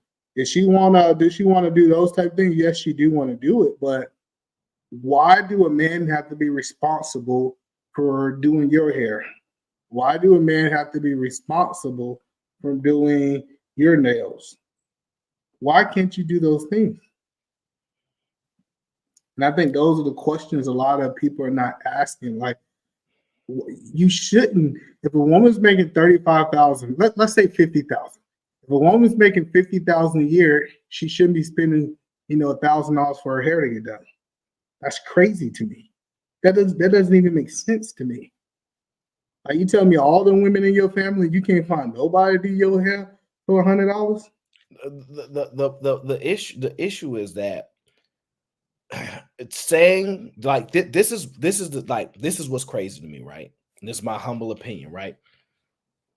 Because I don't care about, me, I don't care about race. You rock with who you rock with, you know me. But when she makes specific gripes at the black man, right? I don't have any problem with it if it's accurate. It's just inaccurate. It's just not true. Now, the difference that I know between other groups of people is that they are realistic. If I choose a man that don't make a lot of money, I have no expectations that he's going to be able to get me these things. I don't think I'm going to be able to go up to him and say, hey, get me more things. You are a lazy man. Those women just say, I ain't messing with you unless this is how you operate. And they don't even speak half the time. They don't say it out loud. They just go about their business. The problem comes when there's a woman who unfortunately want what she wants, but cannot acquire it. So they try to force it upon somebody else that cannot give them what they want. That's the part that's troubling. I'm like, what? First of all, just go get the man that you want to do that. There are men that can do that. Why beat up on somebody that's not going to do it or is not doing it? I just don't. That part is mind blowing to me. But it's an easy target to beat up on the black man. But when it's time to play victim, you'll say, there are not enough black women in this establishment. We need more representation. Look at what we went through. We got to deal with white supremacy. We got to deal with the history. They'll say all those things to benefit them in acquiring a job or getting the public on their side or getting some. But forget the black man was there for that. So when it's convenient, use all these reasonings for why situations happen. But when you want to step on a man, say that you're not a man because you didn't overcome that. It's quite interesting to me. What's interesting in the chat, I want you to answer this question before I want you to ask this question before I answer. What do you think about Lady D question? Lady D says, do you think that your wife, well, not just my wife, other women require more maintenance than a black woman on their hair? Yes, tough question to answer because I don't know the answer to that. I don't know what other women necessarily do with their hair to go get it done. I know they wear clip-ons and things like that and extensions. I don't know if whatever, like as far as certain type of wigs, I think they wear those too. I really don't know. I think it's just the type of woman that you are that like to do certain things, and there are some women that just aren't into it. I don't know. Yeah, to ask a woman that. I think if you're self-efficient and at doing it yourself, it might cost you more time, I guess you can argue, but I think it will cost you the same resources. Like, I don't think that black grease is more than white grease or gel. So are you saying that black women are lazy and they're too lazy to do their own damn hair? I wouldn't say lazy, but I think some of them are entitled. They're entitled, right? They believe that life's supposed to be XYZ. If you can't afford a $700 wig or a sew-in or $1,000, if you can't afford Brazilian hair, you shouldn't have it in your head. It shouldn't be the burden on the person that you're dating to do that. Now, if you can afford it, you can do whatever you want. I'm not talking to the people who can be self-sustaining for themselves. I'm talking about the people who have the requirement for other people to do it. Yeah, whatever. Pay for your own damn hair. Pay for your own hair. What value are you bringing to a guy to make him like that, to make him want to pay for it? How valuable really are you to a guy if he got to pay for your hair and you can't pay for yourself? How valuable are you really to a guy? Don't know. Well, Lady D, let me tell you something, right? There's something called conditioner, right? I know you might be familiar with this thing called conditioner, but if you put conditioner in black people's hair, it actually makes it more easier to comb. So I think that we live in a modern technology where you can find some stuff to put in your hair to make it where you can comb it. Shout out to Nidish. He says, happy holidays, everybody. I got this other video I want to play for you since I have you here, and I want your thoughts on it because I seen this video earlier and I was just like, interesting, very interesting. I posted a video about the excitement I get when my child support check and my husband's check hits my bank account on the same day. The comments were not giving. It was the ills. I'm so glad I make my own money and don't have to have my hand out for other people's money. Ills, she's living on government assistance for me. But here's the gag. I don't even qualify for government assistance because I make over 6 figures single-handedly without my husband. But guess who does qualify? My baby daddy. And guess who's still paying child support? My baby daddy. As a boy mom, I'm a strong believer in the fact that God-given testosterone that makes you stronger than a woman, and that ball sack and the little Peter Weeder between your legs comes with a lot of responsibility. It's called accountability. I was once a very stupid, naive woman, thinking that I was being nice or proving some type of point of my strength and independence by not putting him on child support. Whether you need the money or not, it is owed to you and it is owed to your children. Even if you're able to pay everything for them, with that extra money you can put toward their college funds in their own savings account, or taking kids on a trip because childhood is short and they didn't ask to be here, and 2 people make them not one. Put his ass on child support. Oh, I'm sorry, that wasn't it. She actually goes on to dance. Then ask like this one to check in because motherhood's hard. Like 2023 is expensive and you're doing the damn thing. Doing the damn thing. I posted. I think it's sad. Really, it's really sad. I truthfully and honestly think I don't know the custody situation with her baby's father, but I think he should try to get her back in court.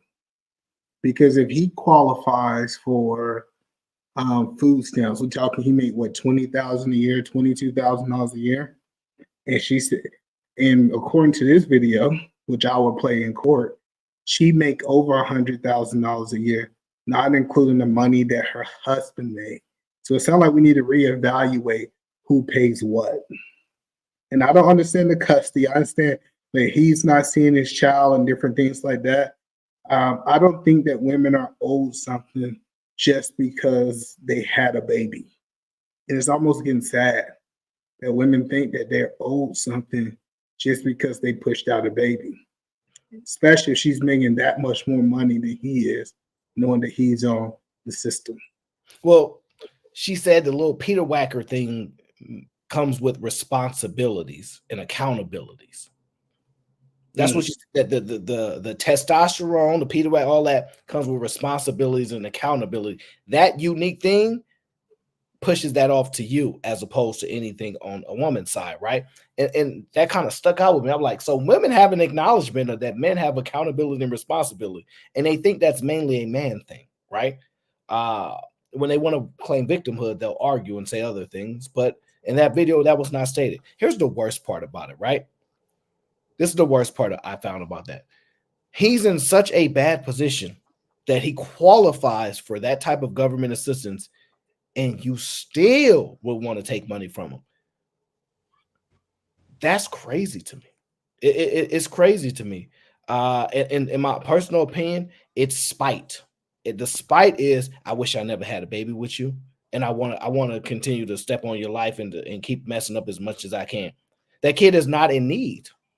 The kid is not in need. You more than sufficient enough, and it's almost rare ever if a man, think about it, if a man say, look, I got custody of my kid, I make a lot of money, and my wife do too, but my baby mama, she helped me make this baby, she's struggling, she qualified for government assistance and whatnot, but I'm gonna still need that child support about her. Nobody would respect him. So, hey, Carmen, I really would like to have this conversation with you. I know you might not be in a good situation, like in a good place, but if you are, please come up because I would love to have it. But yeah, like I think the thing is, she said that take your kids on a trip. Like she wasn't really trying to justify why she needed the money. I don't know, man. I think it's a dangerous situation. Men are scared to go back to court. Like, sometimes you might gotta go back to court, and you gotta really, because what women don't know, because this is a true fact, right? If you got awarded child support before you got married, and you go get married, that guy that you got child support by, he technically can take you back and say, hey, that you have more money now. That's what he can do. And he can say, let's reevaluate how much I really owe if we break it down to a thing. So, Trucker, we talking about a couple of things. So, Trucker, I got a question for you. So, hey, Trucker, I ain't seen you in a while. How you doing? What's going on, fellas? I'm all right, man. Just chilling, just listening to the conversation, and I ain't gonna lie, that video was very disturbing. Just to put that out, I ain't even gonna front. She said she had a husband too, right? Yes. And she also said that he makes six figures, right? And she said she makes six figures too. She makes six figures, but then the child's father, who is trying to that's working himself to death, she's like using that as like a weapon, correct? Well, Trucker, we can't say he's working himself to death because he do qualify for state benefits. So if he qualify for state benefits, it depends on the state, but let's just say most states he only making like $25,000. Ooh, that's bad. Well, so I would say you gotta look at it like this, because again, he's probably doing that to be truthful, to be honest, because he knows that if he was to get a legit job, that she's going to definitely try to, every time he get a better job, she's going to try to step on his neck every single time. Well, no, so not in that situation. We don't know how honest she is, right? But if I can prove that she's making somewhere around $200,000 with her husband, no court's going to say, when they start actually doing the math, because they take your income, and your income is his and her husband's income, and they compare it to his income, and then they say, hey, who got the custody? Oh, she got custody 90% of the time or 100% of the time. And then that's how they kind of draw the illusion of what child support is supposed to be. Yeah, because it's weird, because when I went to court for the child support stuff and things like that, they wasn't really looking at her. They was more looking at you, how much you make, how much your wife make. It was more like, they wasn't just, it was weird, but it wasn't just like they was just looking at me. It was asking questions. What city? Ohio. Columbus, Ohio. Ohio. I can't speak to who. So I'm a big advocate of this. I know people don't like this. I think that men should live in states that benefit them. I think Black people should live in states benefit. Like you couldn't pay me to go live in Alabama, or you couldn't pay me to go live in Georgia. And I don't know about Ohio because I understand how the laws are written. Don't do it. Even now they got the. I wouldn't do it. Like it was weird. Like when I had my last daughter in Texas, they give you 50-50 right there on the spot. They make you sign the paper. You ain't got to come to court. You ain't got to do none of that. It's right there, done, over with. In Ohio, yeah. So I'm a big advocate of this. I don't think we talk enough. I don't think we talk enough about this. So I stay in Washington, Seattle, Washington. And Seattle, Washington is a balanced state, right?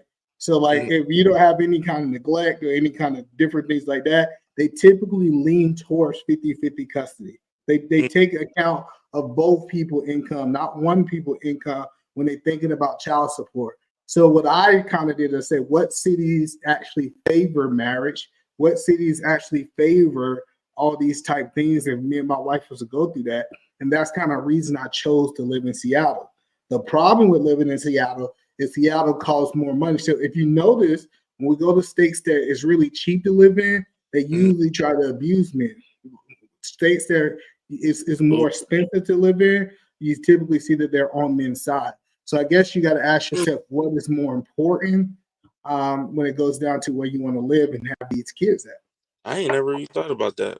Honestly, I was actually, when I moved to Texas, I was shocked, to be honest. But Ohio, they don't even now. I guess because I had to go back to Ohio and sign paperwork. Because even when I signed the birth certificate and stuff, they take you off the birth certificate. You have zero rights, nothing. You have to literally go to court, file for it, and then prove why you deserve joint custody. Hold on. Because that's the first time I ever heard that. So you said in Ohio, they remove people's names off of the birth certificate? Yes, they remove people's. I found this out last 2021 when I went down there. Yes, they remove people off the birth. I gotta play everything you said back because so they remove your name off the birth certificate, then require you to pay child support. No, they remove you off. They remove you off. I don't know. It was something new, but they remove you off, and you have to literally sign. You have to go get.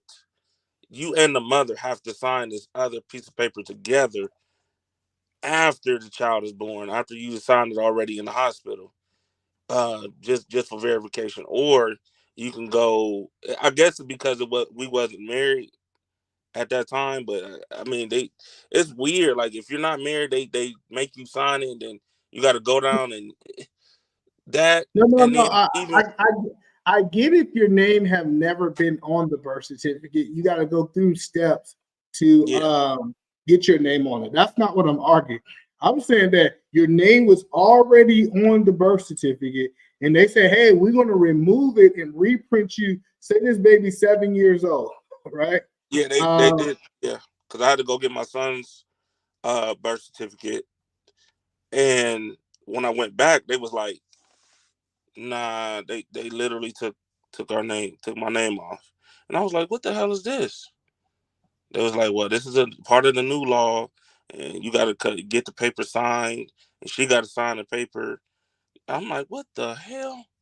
Like, and dudes, the other men behind me was like, "Yeah, they made this rule." I'm just like, "Oh my God, this shit is ridiculous." Yeah, I think because I just pulled up Ohio law, and it says a father name cannot be added or deleted from a birth certificate through a probation court. To add a father or deleted father from a birth certificate when the parents are not married, you must contact child support enforcement agency, and it's a full process. So are you saying that maybe your No, she didn't know. She didn't even know. So you saying that they removed your name, didn't tell you They Didn't didn't tell tell. her, and they kind of did that kind of Yeah, behind your back. yeah, they did that. They literally did that because I had to call her, and I was like, "Yo, they didn't even put my name on the child on the birth certificate." And she was like, "What?" I was like, "Yeah, I'm here.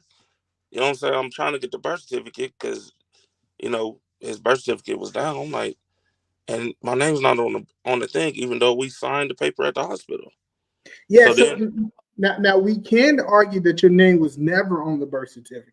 Now, if your name was never on, like this happens a lot. Like somebody sign a paper and say they want to put their name on the birth certificate, and they get the birth certificate, and somebody then turn in the paperwork. Now that's a possibility. But if you tell me that you saw a birth certificate with your name on it, and now you've seen another birth certificate without your name on it, I will be asking questions. That's all I'm saying. It's like, how oh can no, you go? it was we at the hospital. We all they make you sign in front of nurse, things like that. So when I found this out at the time, when I went back to go get the birth certificate, he was two. He was two. He Yeah, was so 2 years. 2 so years yeah, old. that's the point I'm saying. In the hospital, you're not signing the birth certificate. It is a form for them to be able to file to say that XYZ such and such is the parents of the parent. If that form don't get turned in, they can not have your name on the birth certificate. That's not what And I'm that might be, arguing. and that might be the case. I could Yeah, be but wrong.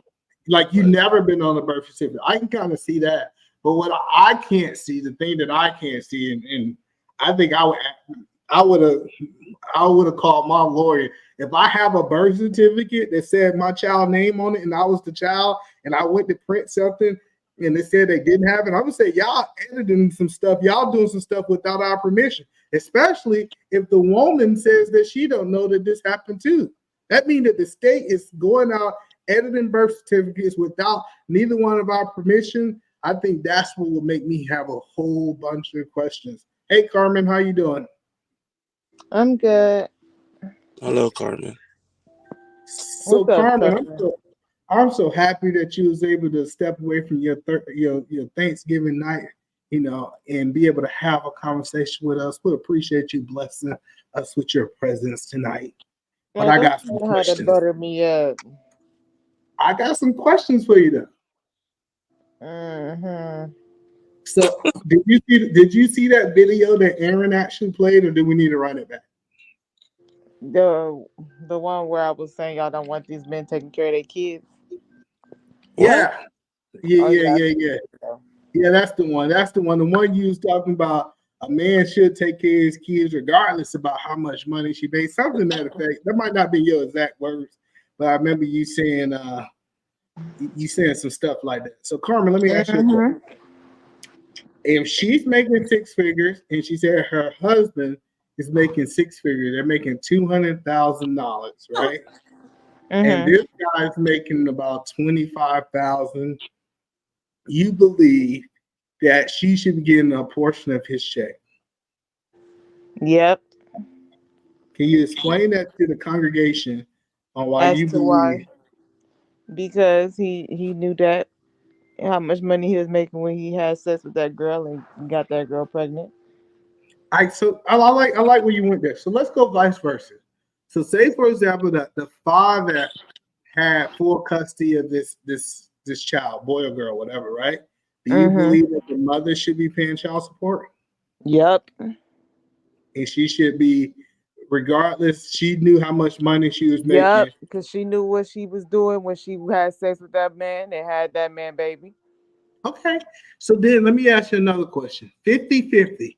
Say that in the same situation, her and her husband's making 200,000 and he's making 25,000. They got equal custody, 50-50 custody. Who do you believe should actually be paying child support in this situation? Should nobody paying child support? They both take care of that baby 50-50. Hold on. But what I don't understand is that baby's gonna have a higher level of life with these parents that's making 200,000. Why wouldn't she compensate? You just told me that in this scenario, both parents take care of the child 50-50, like the child be with both parents 50-50 out of the time. So if you over your daddy house 50% of the time and you at your mommy house 50% of the time, Why should anybody be paying child support when y'all both take care of the child equally? Because the law says that you can have a better experience at your mama house than my house. But the law is the law. Realistically, you should be having a better chance at both your parents' houses. You're spending time with both your parents. So why should both of your parents have to pay? Why should somebody, like, why would the dad have to pay child support when he got this kid 50% of the time out the year? Why would the mom pay child support when she got her kid 50% of the time out the year? Even if he's making $25,000. So hold on, no. I like what Carmen's saying right here. So you said that child support should be 100% based on who have the baby in the time that they have the baby. I got you on record saying that, Carmen. I mean, if that's what you heard, then I guess. Well, let me ask again because I want to make sure I don't want to misquote you. You know, you my homie, right? So the question that I'm asking is this right here: if I, as a man, I make $10 million a year, and I had a baby by a woman who makes $60,000 a year, just because I have the baby 50% of the time, I should not have to pay any child support, correct? Yeah. Okay, let me tell you my personal stance on child support so this can all make sense. I personally don't believe in child support. I believe child support is you supporting your child. Be there for your child. Come get this child. Pick him up. Take care of him. Go play. If it's a boy, make sure you play toss the football around. If you got a little girl, make sure you go to her little dance battles. Take care of your kid. I don't feel like the government should have to force you to take care of your child. So if I see somebody who's taking care of their kid, they got their kid 50% of the time out the year, why would you put them on child support when they're taking care of their child? I agree with that. I agree with that. I think I see I think the problem. I love what she's saying, but the problem is the problem in what's going on in the law right now. If I make a whole bunch more money than you, I need to be able to compensate your time that you could be able to obtain or maintain the child lifestyle when they're with you. I didn't get that. What?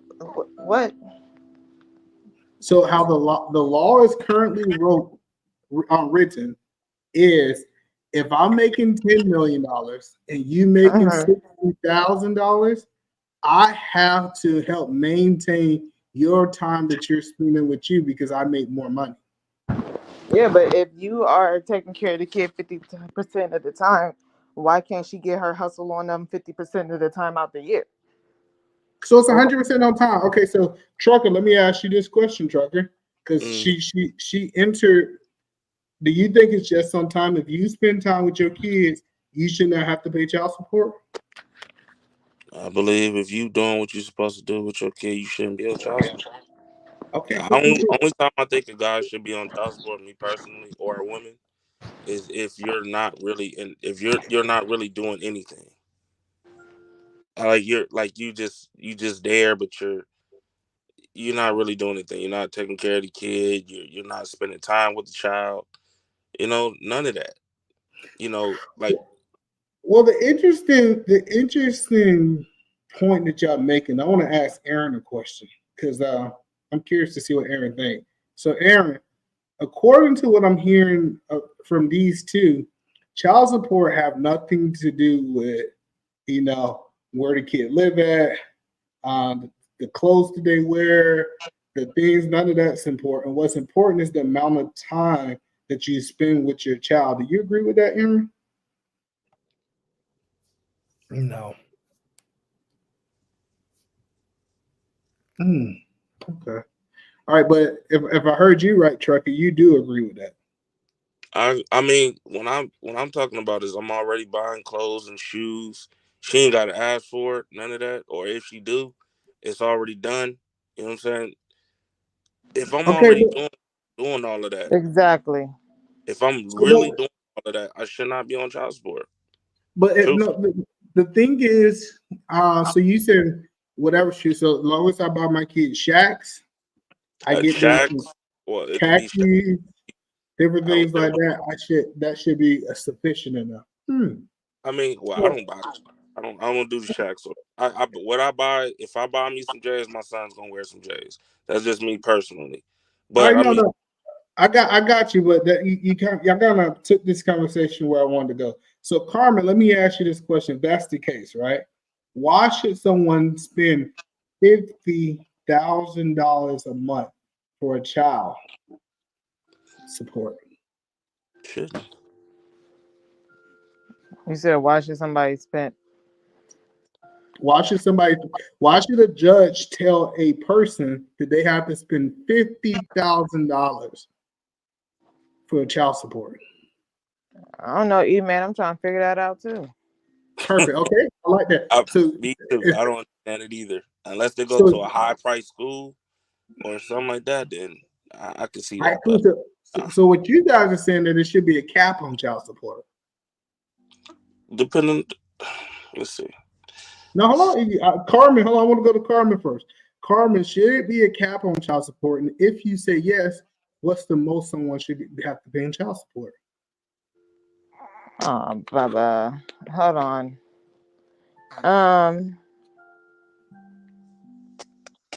Yeah, I would say there should be a cap on child support. I don't really know how much the cap should be due to the fact that like some people probably was together and they already got like Trucker said, like I don't know, like the schooling that the kid already has set up or whatever, like what values they already got popping off.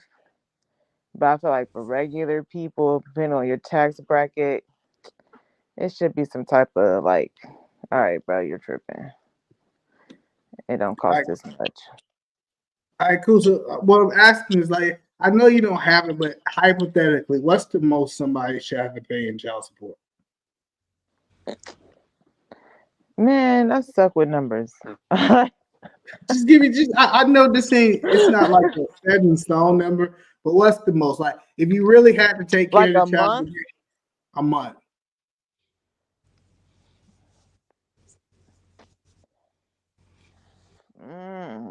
I don't know because like childcare is expensive.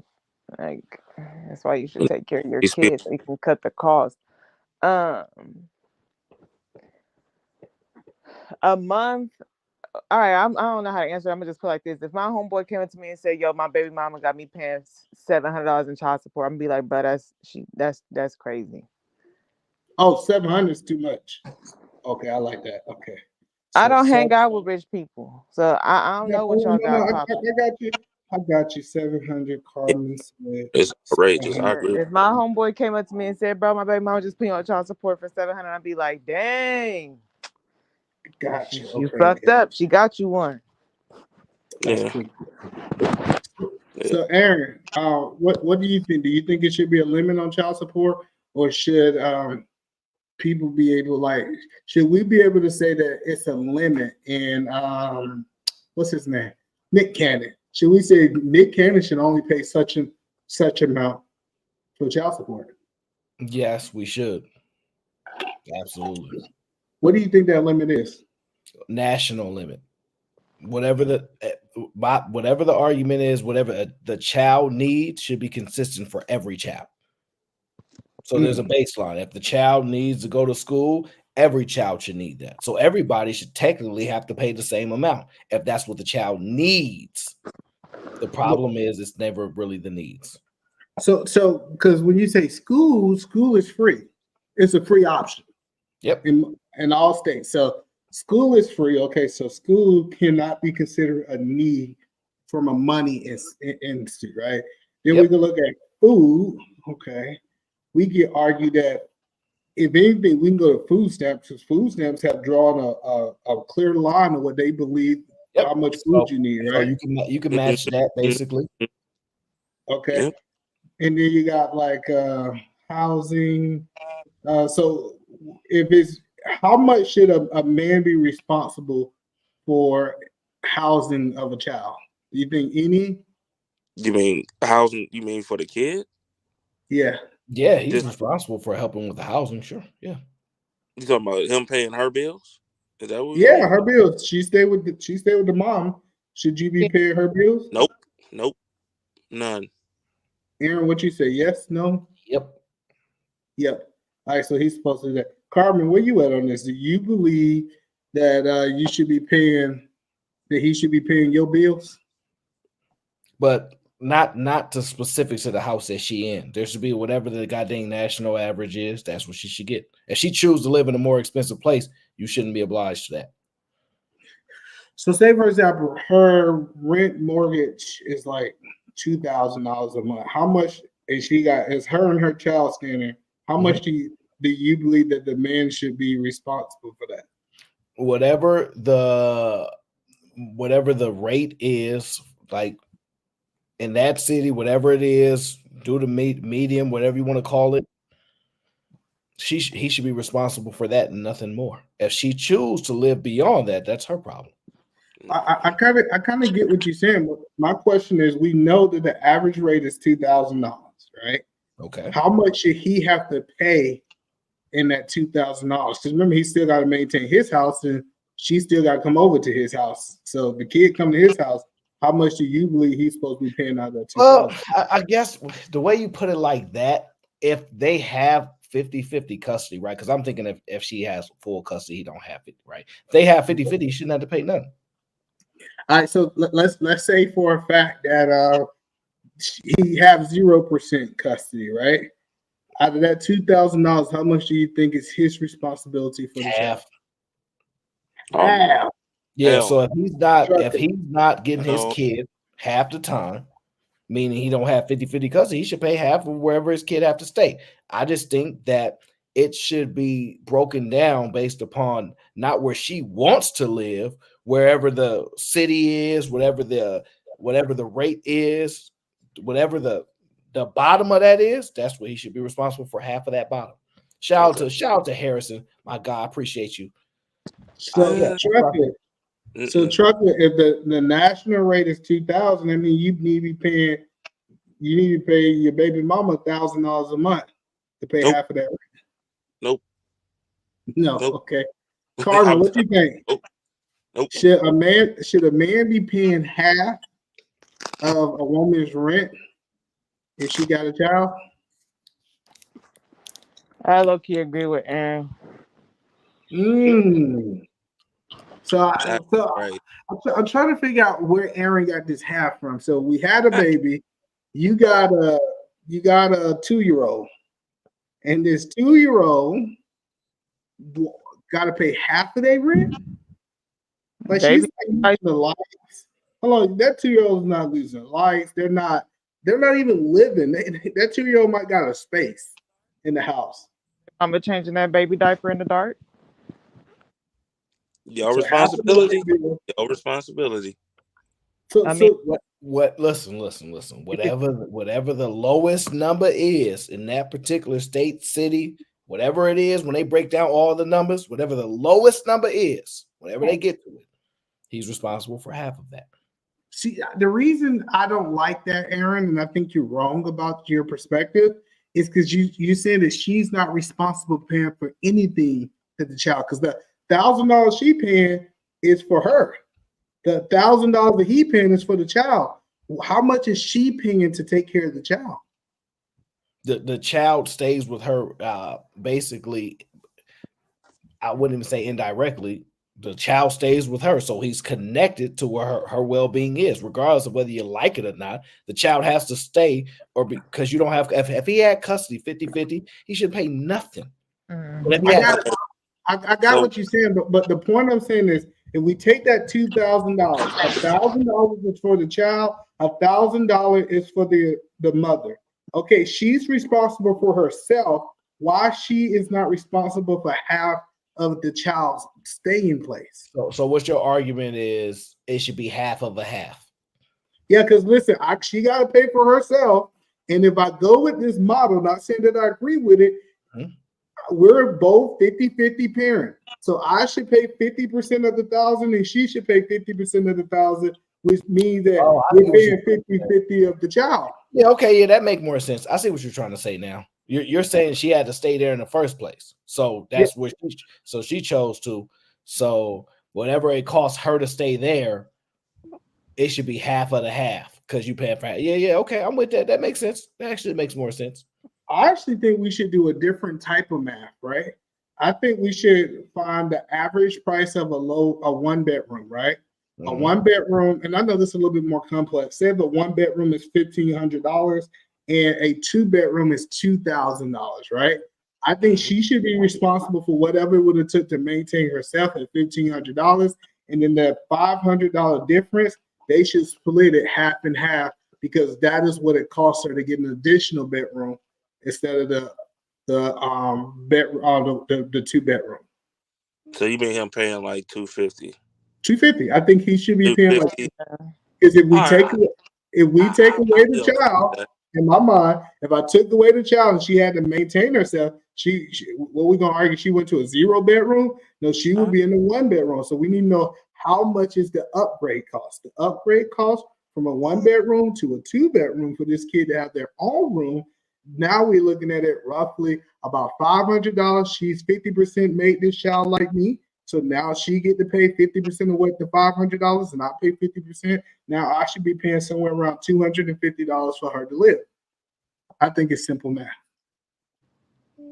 Yeah, I'm only saying no because if it was vice versa, she would be fucking losing her mind. Like I'm paying my bills because I'm just thinking I'm just thinking as a responsible father. I'm already buying stuff for my kids. I'm the whole night. I'm already spending $500, and then I gotta give you an extra $500 so you can be irresponsible because we know that $500 that you giving her, she's not really spending on that child. It's not really expensive. It's only expensive for a kid when you out here buying $150 jeans for your son just to keep up with the Joneses. You know what I'm saying? Like shit is unnecessary. That's why I gotta disagree, Trucker. The reason I disagree, the reason I have to disagree with you, because if we took the rent example alone, just say that you was responsible for 10% of her rent. If you were responsible for 15% of her rent, it's typically more than what most guys are paying. That's why I can't agree with that. It is more like how much we talking. So say for example, she got a house for $2,000. Typically, that guy ain't paying $200, and he talk about that she's out tricking off or this, that, and third, and she only getting $200. Well, I want to play this old video real quick. I just want to just switch gears just for a second. Chris J says, "If you ain't a former housewife, I ain't paying doo-doo." I think that's emerging. Remember this video? Hold on. Before you go by Chris' comment, this is a fact. I don't think men should have to pay unless he took her off the market for her ability to work. That's a fact. Like I 100% agree with that. So go ahead. I'm good with that. There's no argument with that. Yeah, I'm good with that. Do you remember this video I played last time, Either Man? You remember this video? Was you here for this? No, I don't think so. You might have missed never here for this. Check this video out, right? I want to correlate something. From an income perspective, I think we have a pretty big gap. And so then what's your salary versus what's your salary, Bailey? So I'm making between like $300 to $350 a year. Good girl. Damn. That's what we like to hear. Sorry, no offense. Yeah. And I'm making 70 a year, but there will be bonuses and returns, but like the business hasn't been lucrative yet. We just opened them. And I think I pressure him a lot to be like, all right, like what's the plan? Like share that with me so that like we can work towards whatever, you want to be making. Yeah. And I think that as a woman, it is hard to sort of grapple with paying more in the relationship. The opposite of like every rap song. Every rap song, 100. What? The key to that conversation is the opposite of every rap song. Every rap song. It's in her head, right? Just remember that thought. 100%. How often do you meet a partner who makes exactly the same amount as you? That's crazy. And I think that partnership is never going to be 50-50. Now, remember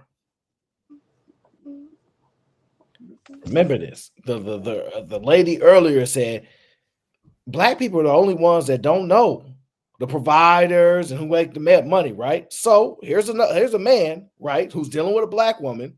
Does he not know? Is he not aware of how it's supposed to go? Skip past that, right? Skip past it, because that's not that's beyond breaking that point, right?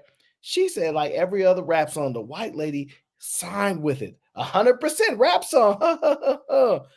And I'm just thinking to myself, why do they always have rap songs in their head, right? And then I end up seeing this other video, and I said, oh, this is the type of things that we have to deal with when you're dealing with these type of women.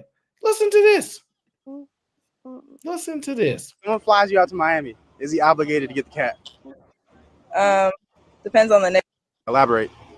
Like if you fly me out and you're a rich or something, and like you're a rapper or something like that, it's kind of expensive. Yeah, that nigga probably gonna hit. If you're a random ass fly me out, I'm finna dog you. Like I'm not finna fuck you. I'm obligated to it. Like if it was a random ass and I had him fly me out, I would just ghost him after the flight, probably. Yeah. Someone flies you out to Miami. Wow. Wow. Hold on. We gotta go back to that first video, and you don't gotta play it, but we need to go back. I think black men need to humble themselves, and they need to start taking notes from these white guys. This man said he found the woman that's making regardless, we can argue if she's happy about it or not, but she's making $350,000 a year, and she decides that she's gonna be with a white man that's making $70,000. Like, where do we hear that story at? When have we heard a black woman took a black man that's making $70,000 and said that she's trying to make it work with him? But here's the thing. I was thinking, the first thing that came to my mind is, damn, I wonder if a black man was making $70,000 a year, would she be dating him? Most like would she even get that dude a shot? I'm impressed. Can we acknowledge another thing? You know, his English ain't that good. So is she a passport sis? Is she a passport sis? I think so. And what you said, Aaron, was true. Like earlier, like why? Damn, man, I hate talking about like this, but this shit looks so bad, man. It looks so bad, but it's so true. It's like if a white man and a black man or an Asian man make the same goddamn money, and everything is equal. Like this looked like an example of that. Truth be told, this is weird. This is crazy. I think men should date up more often. I know why do we always tell black men that they gotta go down lower? Like I'm so sick and tired of saying we can go to McDonald's and we can find our black queen at McDonald's. No, why can't I go to the medical field? Why can't I find the doctor or the nurse or somebody who's making the same amount of money I'm making? I think it's crazy that we always gotta go down. Ain't nobody dating a woman. Let's keep it all the way, but ain't nobody dating no damn woman at McDonald's unless they work at McDonald's or Burger King. Let's just keep it all the way funky. Most dudes is dating nurses or somebody that works at a warehouse or something like that. But so Carmen, let me ask Carmen, do you think it's crazy that black men say, hey, I'm not gonna date somebody unless they're making the same amount of money or more money than I'm making? No, I feel like everybody entitled to have their own preferences.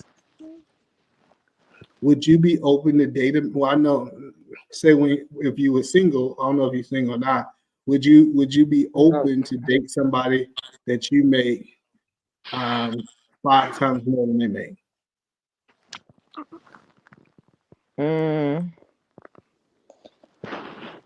Part of me gonna say I don't care because at the end of the day, I'm gonna always take care of myself. Just because the mentality that I have. You said money doesn't matter if he treats you right. If he treats you right, yeah, he could be broke. You still gonna take him. I ain't dating nobody that's broke. Like define broke. Like you ain't got no job. I ain't dating nobody who ain't got no job. You make hold on. Let's dive into it. You make $150,000 a year, and he made $37,000 a year on fries at McDonald's. He got a job. In fact, he done been at that job for 10 years. Will he everything that you want? Are Is you gonna he take the the? man? I mean, if he everything that I want, then that's different. But like, we gotta at least get you up to manager position, sweetheart. Like, you can't be But he working. don't want to be a manager. How you think he give you so much time? Hold on, no. How do you think that he can be so available for your feelings? He I can be don't need you to be available for available your. for my feelings 24/7. I got homegirls. I got you. Listen. He said he We got to not stay best on friends. fries. Hold on, no. Because this thing is that he want to stay on fries. He said he have got the technique of dropping them fries in the grease and putting salt on them. He said nobody can do fries better than he can. So my question I'm asking is, if he have other things that you want outside of money, if you was making 150,000, you do It's the not most. even. It's not even the money. I'm sorry to cut you off. I already see where you're going to. But it's not even about the money aspect. It's more so about the fact of like, how you gonna be somewhere for so like you can't. I don't know. I'm not putting all my time somewhere and I'm in the same position that I started at. Like my job, I've been there for 5 years. If I'm not in HR in the next 2 years, I'm going to go find a new job. I'm not about to sit around and be at the same place for years and be in the exact same position I started in. That's But like what running if into an you open like wall. your job? See, you know what we can't do, because if I had my expectations and I try to put that on my wife in her career, I'd be called wrong. But it sounds like you're trying to put your expectations and how you move on your man. I wouldn't call you wrong, and it's not. I'm not putting every expectation on you. It's just like I only hang out with certain people who got the same low key standards as me. That's why my circle be so small. Because Oh, once I see that you're not moving on this type of standards I already done, I got that I befriended you. I'm not about to kick it cooler with you no more. Because so now what you you stepping said, up. I get what you're saying, Carmen. What you're really saying is I'm not taking a man that's gonna make less money than me. He can do it for a certain period of time, but truthfully and honestly, he can't do that for a long period of time. I need to see him get up to my income or better. I'm not saying you need to get to my income. I'm saying you need to level up in your own life personally. You can't keep going to the same. I mean, you can if you want to. That's cool. That's cute. But you don't want nothing more. I ain't saying you got to go and try to be. I mean, shit. At least see if you can get them to get you a reward every 2 months that say fry cook of the year. Like, get something out of it. Like you going to the same place every day, doing the same thing every day. Like you don't want to be. I mean, I guess if you got like a passion outside of that, so say like you work at McDonald's and you flipping fries, but on the outside your passion is like you do some youth sports lead or some stuff like that, and that's what fulfills you. That's what you get your ambition from. Then that's different. I ain't even gonna have that conversation with you. But say you don't have none of that, you just doing the same thing every day, mundane as hell. No, it's not that I can't be with you because you're not making no money. I can't be with you because it's like you too content in life. Now I'm gonna feel like you're only with me because I'm content with you. Like, I don't know how to explain it, but it's not about the See, money thing. It's more about being content. You too content with shit. So I think the hard part of what you're saying, most people don't go out and make a whole bunch of more money. That's not most people. Like, say for example, people just making 60,000 typically make 60,000 their whole life.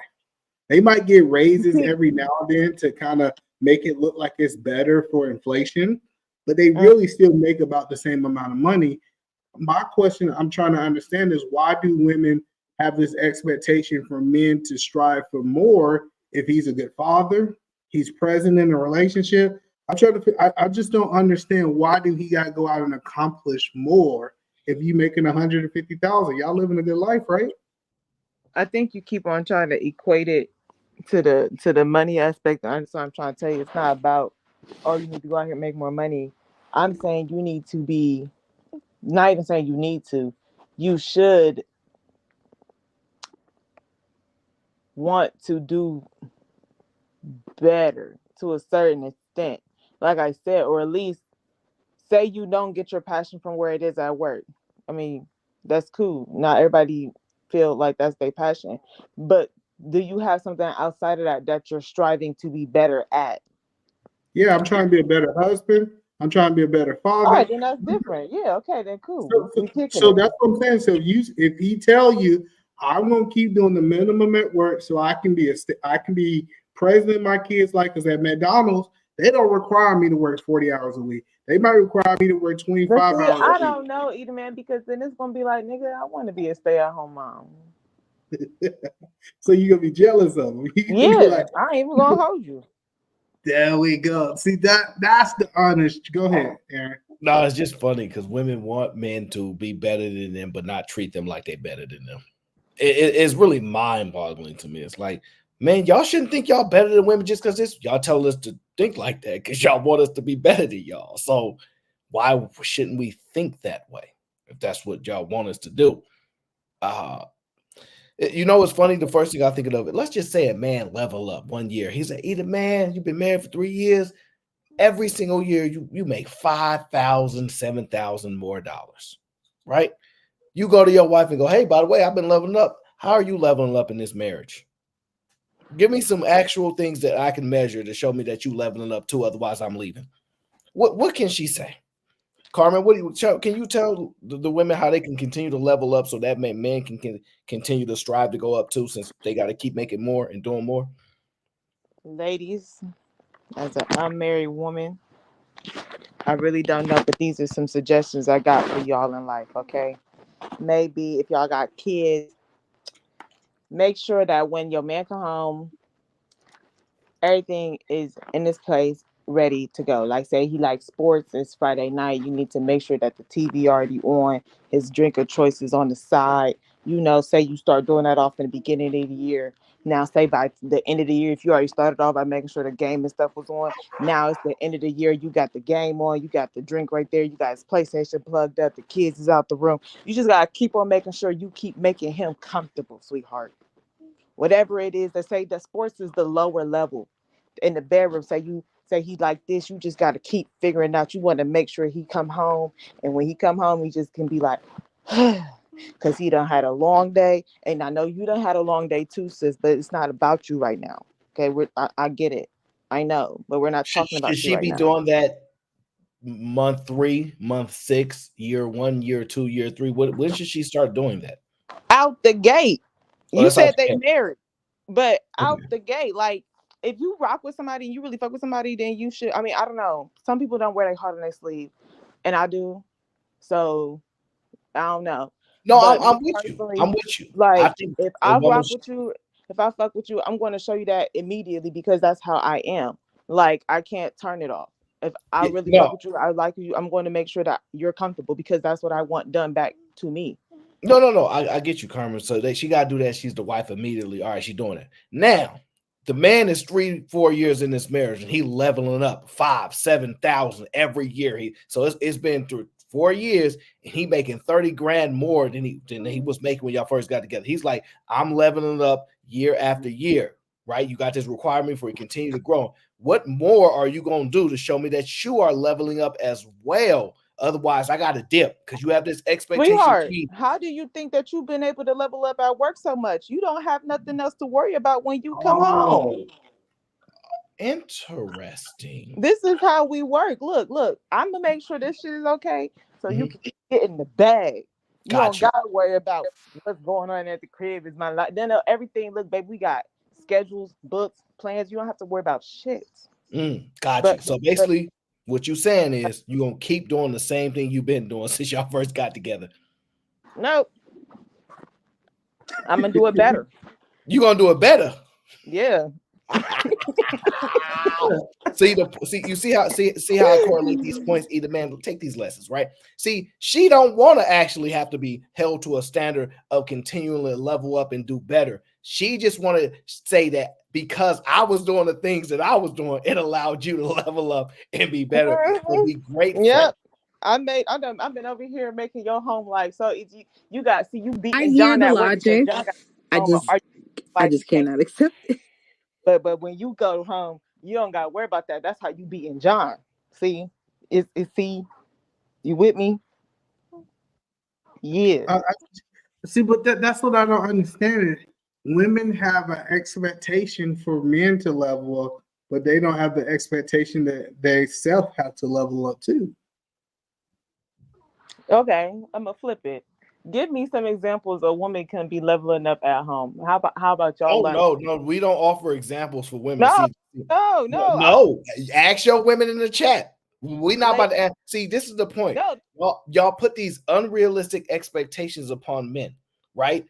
And then when a man says, "All right, yeah, you know what? I'm gonna go out and handle that. I'm gonna do what I gotta do, but I need you to be moving up with me and doing your thing as well, right? Keep on going." You know what happens? Y'all never want to help. Y'all don't want us to hold y'all to be accountable to those same actions in which y'all hold us to on your side, the feminine side, however you want to call it. Y'all want to say the most idiotic things. Oh, I'm gonna just listen. I'm gonna make sure every time you come home, I'm gonna do it even better. This time, I'm gonna smile when I hand you your coffee in the morning because I didn't smile 2 years earlier. Like, this is insane, but this is the stuff men got to deal with. Whipped cream on the side. I don't fucking know. But my point is, who said this shit was supposed to be equal? Yeah, I get it. So we say that we understand that. We're not arguing. When I treat you unequally, why do you have a problem with it? As long as you're not being a dick and disrespectful, define unequally. So do you believe in gender roles? Because I believe in gender roles. Let's start at the basics. So if I tell you we're not equal, I'm here and you're here, you're underneath me. Why do you believe women have a problem with that if they don't want to be equal? All right, let me tell you something about me, man. Y'all know the whole feminist movement that people be talking about, and y'all be like, "Oh, you a feminist?" See, if I was around, as long as y'all told me we could have got the right to work, I'll been cool. But all that make us equal shit, I would have been like, y'all can shut up. Cause see, I ain't saying, and I'll not say this. Yes, I do. I'm just trying to say it where I'm not sounding like a bitch. As long as you don't make me feel like I'm some type of second class citizen, I don't mind being underneath you. Just don't make me feel like a piece of shit. Like, you see what I said? Exactly what I said, Eda, man. Exactly what I said. So hold on. You said you don't want to feel like a second class citizen.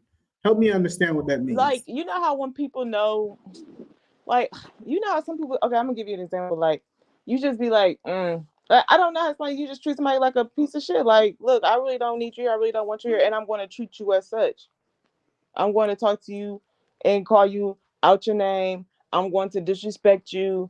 I'm going to do whatever I want to do to you because I'm better than you. And you got to sit there and take it. That's weird to me. Don't do that. You can assert your authority without undermining me, because we already know I'm not at your level. We already know that. So why do you got to continuously throw pie in my face? So is it mean if I tell you get in there and wash them dishes? No, if the dishes need to get done, I'm not working. Let me go in there and go do my job. But it's mean to be like,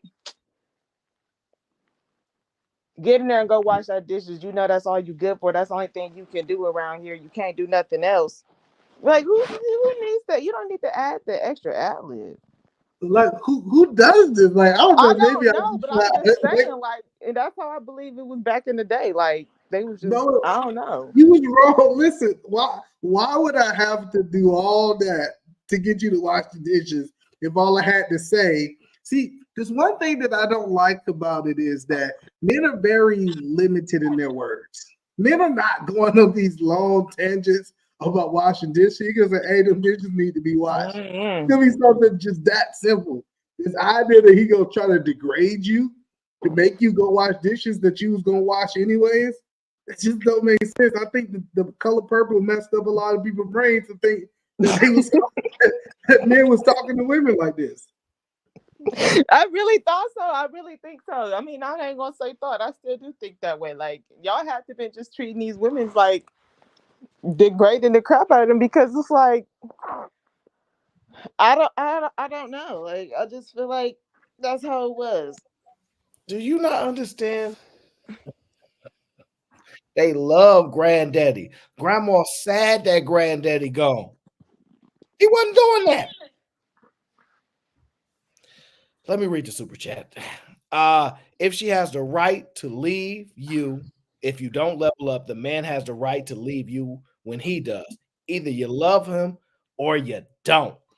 I agree. And shout out to Mr. Harrison Davis. Welcome to the Sheep Gang. So, but Carmen, you still there? She there. Yeah. Let me ask you Can something. you hear me? Yeah, I can hear you. I want you to be perfectly honest. When have you actually heard a man use them words? I never heard a man use those words. Exactly. But And have you ever heard a man talk to a woman like that? Either man, have you ever really heard a man talk like that to a woman in front of you like that? No, and the crazy part about it, Trucker, is that we have reality TV and men don't talk to crazy, or we don't hear men talking crazy to women on reality TV. Bro, we just watched a black woman tell a guy that's 70, what do you need to do? Snapping her fingers and trying to tell him what to do and yada yada yada yada yada. Yo, I've never in my life heard a dude telling a woman, get your ass in the kitchen to do this tonight before I whip your ass. I never in my life, and I've been around a whole lot of men in my never. I've always heard from a woman belittling a man who makes a little bit less. Hell, we had Gabrielle Union get on national TV and say, yo, I cheated on my husband because he was making less than me. Literally. Bragged about it. Come on, man. Yeah. So what is basically, going on? What Carmen said was, listen, you are better than me and whatnot and all this stuff, but just don't say it out loud. That's basically what she said. So if you ever seen this video, right, she's making a reference to this video right here, right? You make your own business moves, you do everything. Oh, I'm a hell of a business. All right. You want to put me in a box and control me. That's what you want. No, you want me to be your Muppet. I'm the head of the household. But you want to be equal to me. Am I not equal? Trees, no. It's belittling me because I worked my ass off. Like, if not more, I definitely have paid my dues to be here and to be considered your equal. If I'm not your equal, then I'm above you. You make the what? See, she placing. Whoa. She placing her equalness. Wow. I know y'all wondering why they all wow. That man is always ready. He is always ready. Wow. I know. That's why I run the show. This is why. Hey, hit that video one more time so they can see it again. One more time. No, Carmen, let me ask you a question. And I know you don't know this lady, but why do you think that she said that he belittled her? Because she feel like she equal because, like she said, I pay my bills, I pay my way. So if I'm not equal to you, then I'm above you. She's placing a equalness upon the fact that they can go out there and go get a job. So anybody can go out there and go make money. Y'all are still not going to be equal due to the fact that y'all, it's just not designed that way. Like it's just not. Do you and I not know it's a hard understand? pill to swallow. I played the black lady who said, maybe this other man is good enough for me. I bring my 350,000 to him, right? Go see this man. First thing comes to her mind, dang, it's the opposite of the rap videos when I'm supposed to be getting taken care of, right? All And of then, these and then has the therapist supporting that. Some reason, no matter where you're at, 300,000, 350,000, y'all still think about rappers.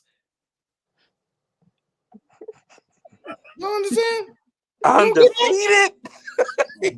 Like, you don't understand. Like from the girls, I think they was in Miami, I'm assuming. Listen to what they said. Look, if you like a regular dude or some 9 to 5 dude, I'm dogging you out and ghosting you. But if you're a rapper, you getting some money. Because yes. they trying to get some clout off of these rappers. But this is the problem. Somewhere in y'all head, this makes sense to y'all. It makes sense to y'all. But Carmen, somehow the men Carmen seem to be problematic. I don't know where y'all getting this from. Carmen, you know that ain't no clout. They ain't talking just for no clout. They actually out here. They not just talking. They actually doing. That's why you see they literally said what they said because they meant that. We see this on a daily. There is no. And do we not see people out here looking for clout on the daily to be like, oh yeah, I slept with so and so, or oh yeah, I be partying with so and so. Like they be looking for clout.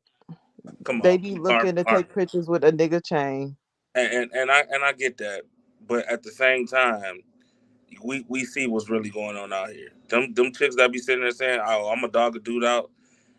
Yeah, if he making we see this shit on a daily. You got to be honest with that. So But Carmen, even then, make it make sense.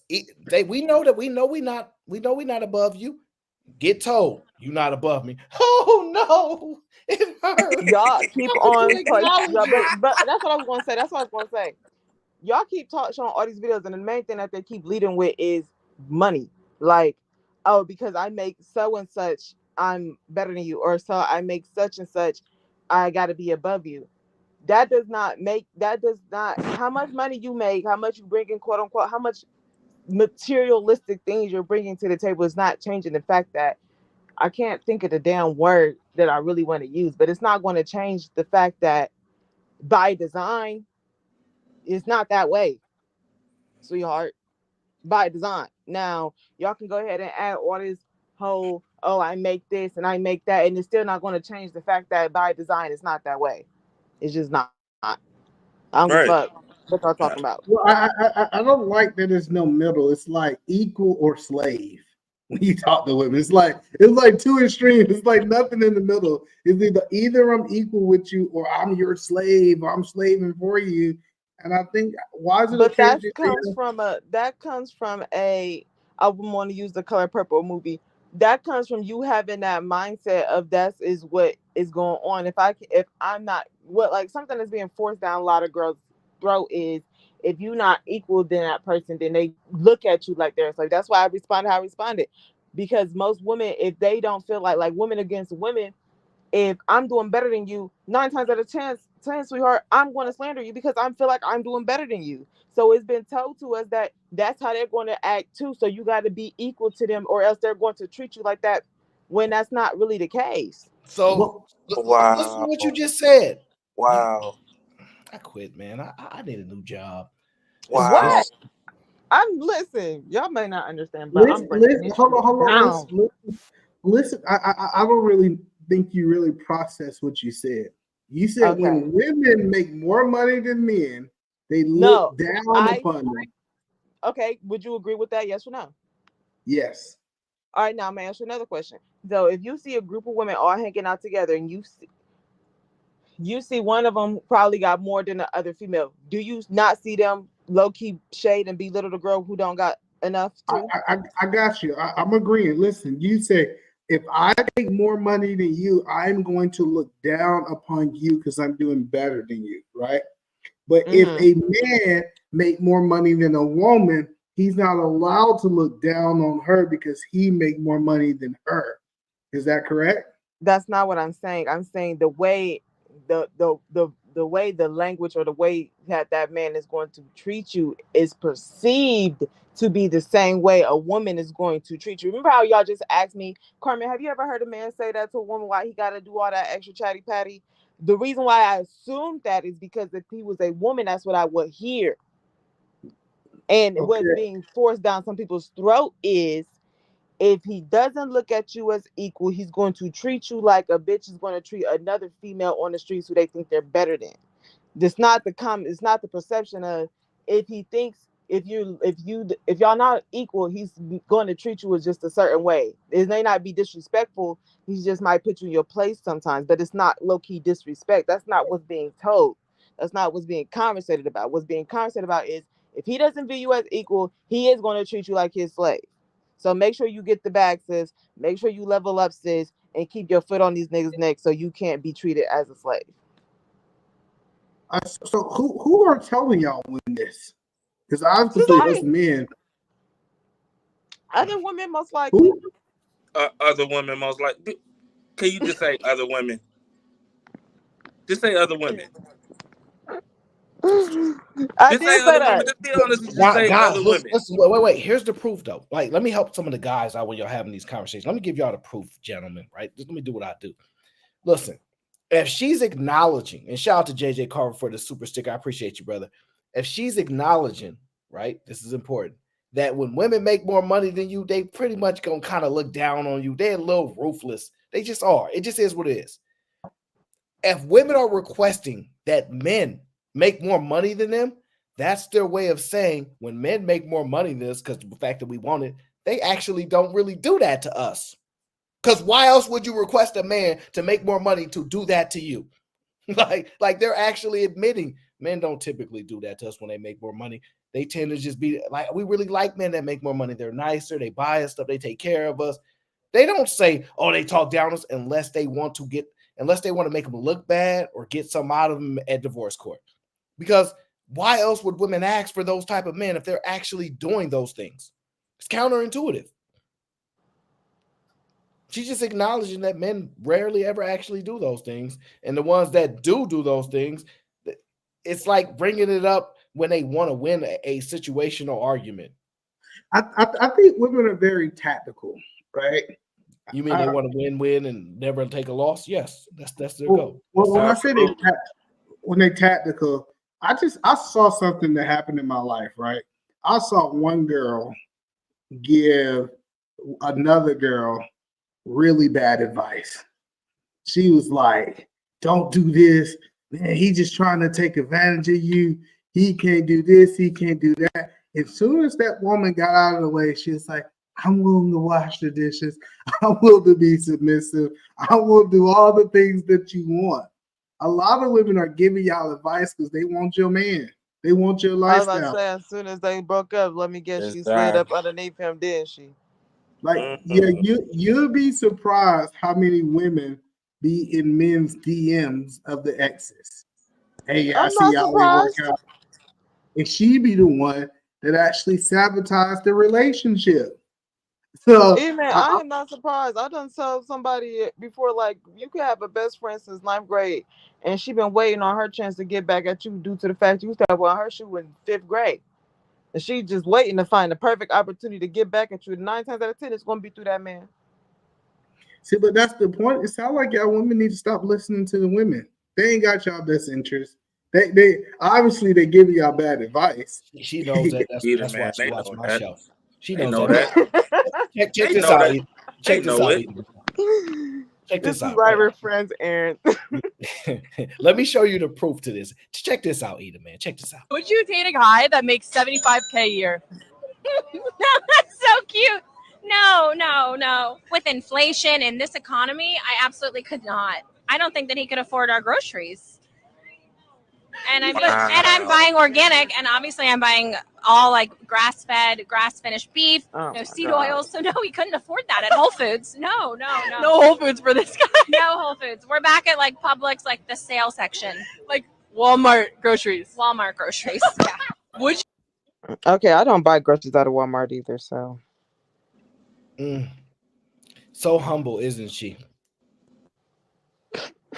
So humble, right? Because she make money, she laugh at a man making $75K. Let me explain something to y'all, right? You telling me you want to pay 100% of your bills right now. A man say, hey, let me come in and bring you $75K and give you something. This is important for women to understand that you can't live without. And it's called male energy. Y'all, I've been noticing it, and I've been expressing it a lot more. Like, y'all can't live without this male energy. Y'all want to.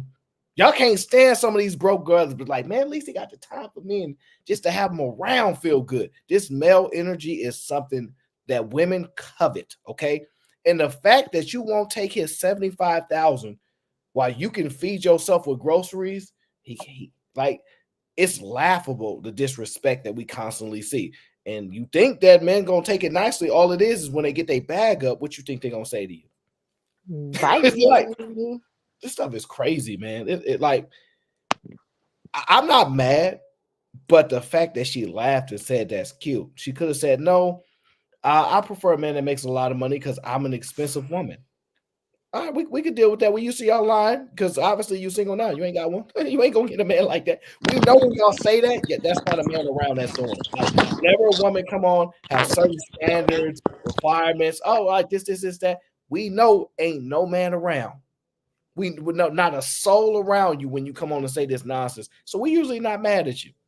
We not really mad. But I hate to tell you, that kind of stuff is just sad. You can't, $75,000 can't help your situation, but you talk about with inflation. And men, you act like men gonna take that much of the food away from you. You the one that want to eat all the food. Men used to hunkering down and taking less and eating less. They fine with it. It's just disrespectful, man. Ain't nothing wrong with eating food at Walmart. I just want to put that out there. The fact that she's not willing to do it, if you get into that situation, tells you in a bad situation you're not willing to deal with them. Empress, Hold on, let me what do tell you my mean, stop Walmart the cap? philosophy.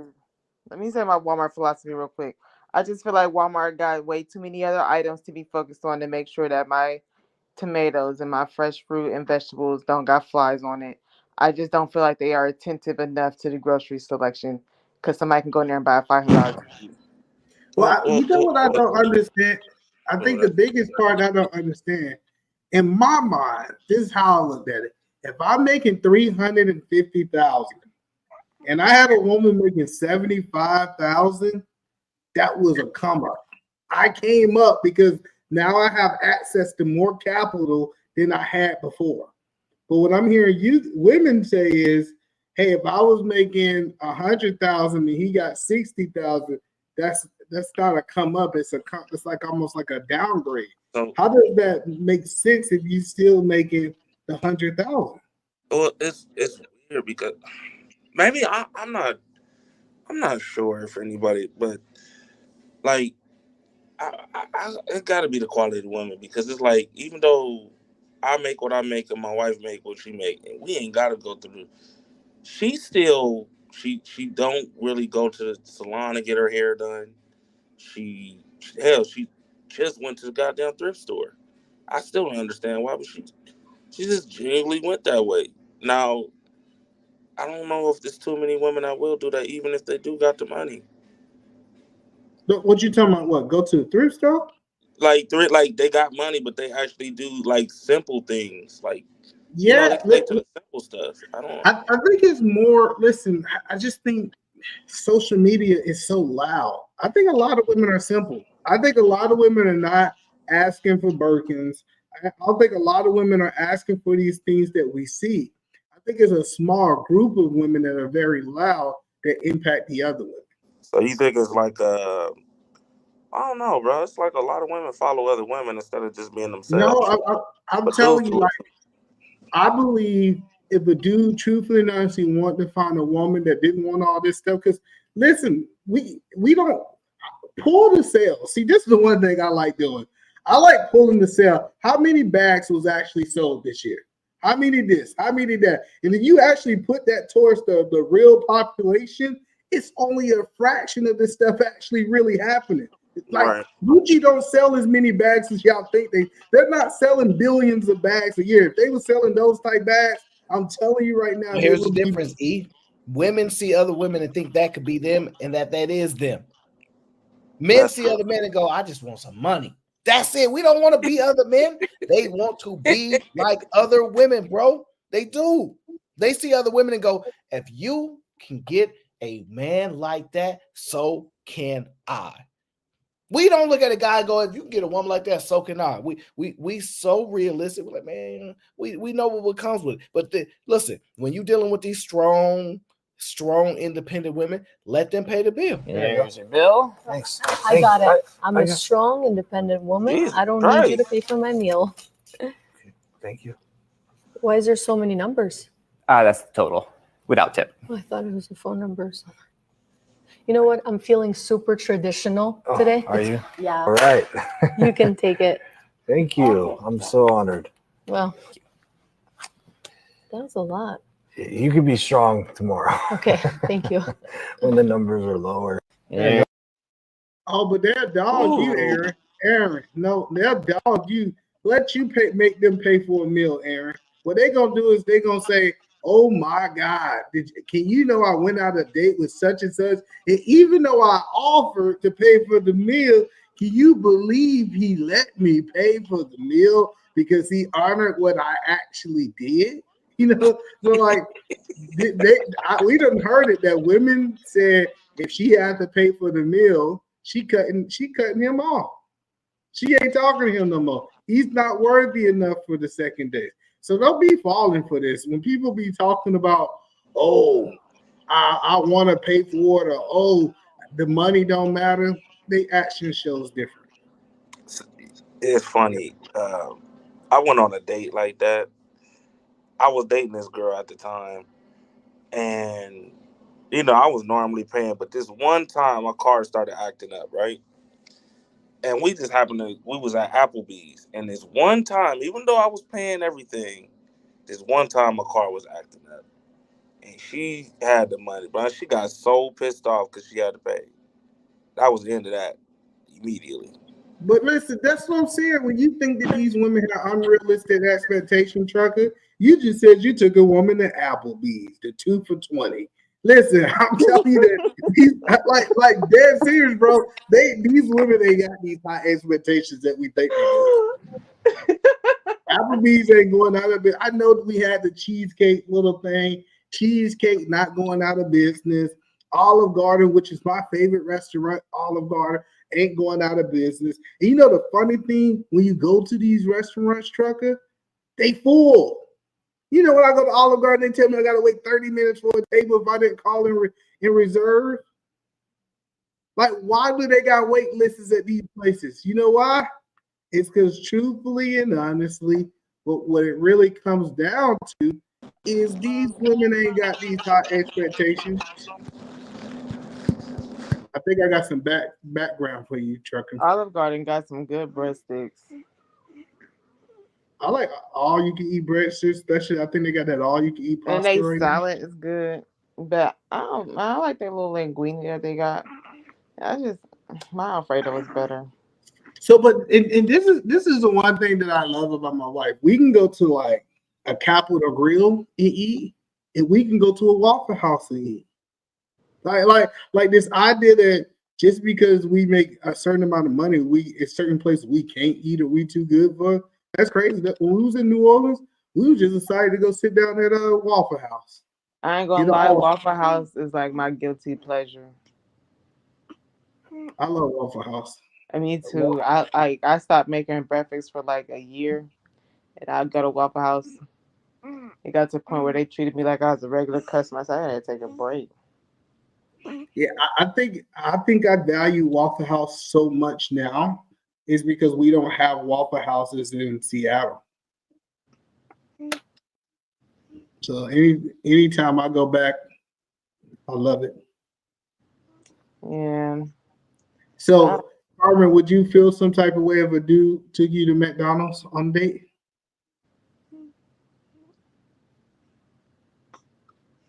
See, I hate when you ask me certain questions because it's like there's more to these answers. But like, I mean, McDonald's is not a date. Unless you're going to get the McDonald's, we're going to pull over somewhere and have a casual conversation. But McDonald's is like getting food and leaving. Well, no, I'm saying, Well, Man, just say date, no. Just say scroll no. down, Just we be could have went honest. to Just say no. Sonic. It's okay. Yeah, like no, like what the fuck? That's I'm not trying even to a date. understand. Nigga, you Either talking man, to the redirect the lady. question. Are you fine with a man picking up McDonald's and meet you at the park? That's cool. Thank you, Aaron. Now that's a date. All right, so you said if he'd be getting McDonald's, a Big Mac meal, 2 Big Mac meals. No, I do not want no Big Mac. You can give me a 6-piece nugget, some apple slices, and a sweet tea with some fries. Yeah, Man, so you bougie as hell. Carmen bougie as hell, bro. now listen, we talking about a $15, $20 meal. Like I think if a woman's willing to take a $20 meal, you can't knock that. Like Carmen ain't saying that she won't go to Cheesecake. I know she'll go to Cheesecake. I love cheesecake. So I don't And know. they got good portions. I couldn't believe that was on the list. Like y'all bitches don't like Cheesecake Factory. This is the only point that I wanted to draw. You know, Wendy's, McDonald's, Olive Garden. It's a reason that they ain't going out of business. It's a reason year over year they're making profits. It's because y'all niggas eating there. Like this idea that people ain't eating at these restaurants is crazy. It's the Instagram people, the select few that really talk these crazy talking points. And I can guarantee you they give me their bank statement. They got some charges that they ain't done been to these places. Wait, Did you see the video of the chick who forced the dude to take her on a high ass date, and then they didn't give her enough food, so she went to a regular I think it was Outbacks or Applebee's or something like that to go get some food. I ain't see that. So he went to I seen something like that. She forced the dude to spend $500-$600 on some damn food on a date. She didn't get enough, so she ran to. I guess she went to like a Outbacks or some joint like that or a Chili's, and then ordered some food from there. I'm like, well, shit. So why would you make him? Well, y'all could have went there in the first place. Well, no, I think women get away with as much as you allow them to get away with. Like they'll try. Women try you. Like if you deal with women enough, they're like, I want root Chris. Man, I'm like, Shaw, we're going to Waffle House. She's like, all right, we're going to Waffle House. Like women to try you, hands down. Carmen, tell them. Women try you, and they try to see how far they can push you. Mm-hmm. They try to see how much it is, but they'll take what you offering if they into you. If they ain't into you, it don't matter where you take them. That's not. They gonna lick you like a sucker. Oh yeah, That's we all already I'm know trying to that. tell you. You got to figure out: is that person into you, or are you a sucker? Because I feel like men or women, if you see a sucker, 9 times out of 10, you gonna lick it. Oh yeah, well, of course. So how would a man know that he's a sucker, Carmen? Y'all know how y'all be calling these men simps, talking about, oh, you doing all this for a woman you know who ain't gonna do nothing for you in return. Yeah, hold on one second, Carmen. Hey, Simon, that's you? I literally make an avatar reveal yourself, and he never uses it. It's shameful. Yeah, that's his ugly ass. You can take it down. That's nice, Aaron. I ain't never seen that before. Niggas, what were you dealing with? All right, cool. So Simon, do you ever feel like a woman kind of misused you and took advantage of you? No, because the only way a woman is gonna use you and take advantage of you is because she has insecurities that you've played out in her whole life. Okay, so the thing is like when I went, like there was a whole live I went on where women were speaking about they don't want to see a man cry, right? And I was like, nigga, like there's nothing wrong with a man crying, but we are in a world where women feel like that's okay. Like, you know, that's the bar. Like we can't have a man. So according to what you're saying is you don't think nobody ever tried to misuse you. You just think that this happens is kind of what you're saying? No one's misusing me. I've never been misused. The problem is the single women that are actually bringing up men that are being misused. Like that's the issue that we need to actually get our head around, because you know at the end of the day, if we're comfortable, right? Why are we comfortable? If we're smart, why are we smart? Like, Hold on, I got you. So, hey, I want to know what Carmen thinks. Carmen, do you believe that a woman believe that they'll try to misuse Simon or take advantage of? Might reveal him as like a mark or something. Yep. Sure enough. Well, what you just said, they know if they're. I think what it really comes down to is I think a lot of dudes get misused and don't even know they're getting misused. They think that woman in love with them. They think that woman really want them. I think they so blinded. Like, see, you gotta understand when it comes down to like a John, or it comes down to like a simp or like a Mark, and depending on what language you want to use. Most of those guys, I believe, don't have no idea that's what it is. They think that she's genuinely in love with them. Most of these guys out here are simps. Let's be plain clear and simple. Like most of these guys out here are simps. They don't really understand what it means to actually sort of hold down a whole relationship. Like we be playing, talking, and speaking, and going like back to back, go blah blah blah. It's just like, yo, you don't even understand what it looks like to have a marriage, dude. Like, I, I don't have any preference to that shit. It's like, but the fact of the matter is most of the guys that are out here that are going, okay, this is how you're supposed to live your life, do not Hold on, because understand that I shit. got you, Simon, and I think I got to get up out of here. So let me ask you the final question, right? What is the role of a man? What should a man do? Because you said most dudes don't know. I want you to break it down to us and let us know, what do you believe the role of a man is? The role of So the we don't man, know. the role of the man is to take care of your particulars. So if you choose like my ex-wife, right? You choose to get married, you fulfill that obligation. You fulfill the obligation of the fact that we're covered. Like that's what we do, okay? Regardless of if we get divorced. So like now I'm divorced. I No, still no, love no, that no, no, woman. no, no, no. Go back, Simon. I want you to give me. I got my pen and I'm writing down. What is the responsibilities for a man? Because you said most men don't. I don't want to talk about the divorce side. I want to talk about what is the responsibilities for the man. The responsibility of man is to cover a woman. Um Apart from that, I don't know what you're doing. Like we can like Okay, talk cool. about. Let's go with that. So he only got one job, and his only job for a man, because you said most men don't know, is to cover a woman. What do covering a woman looks like? That means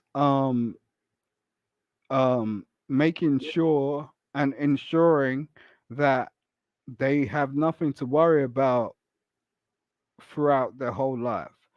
That makes a woman comfortable. Like What? All right, so listen. As long as you saying men only got one job, and the only job they got is to make women feel comfortable. that's correct, sir. And if a man make a woman feel comfortable, that means he's fulfilling his role as a man. That's correct. And his children. I'll put that as well. All Because right, Trucker, yeah. hold on. Yeah. Remember, you said we don't know, so let me ask Trucker. Trucker, do you agree with Simon or you disagree that only thing you have to do is make a woman feel comfortable? Nah, I mean, I agree with that, but that's just one sec. That's like a tiny section. Like the covering part, I agree with that, but provide, protect, build, things like that work. It's No, a long list. I want to focus on what he said. Do you believe as a man it's your responsibility to make a woman feel comfortable? Trucker. Make her feel comfortable. More, make her feel safe. No, no, no, no, no. I'm going to ask you again. Do you believe, and I wrote it down to make sure I didn't misquote him, that you believe that it's your responsibility as a man to make a woman feel comfortable?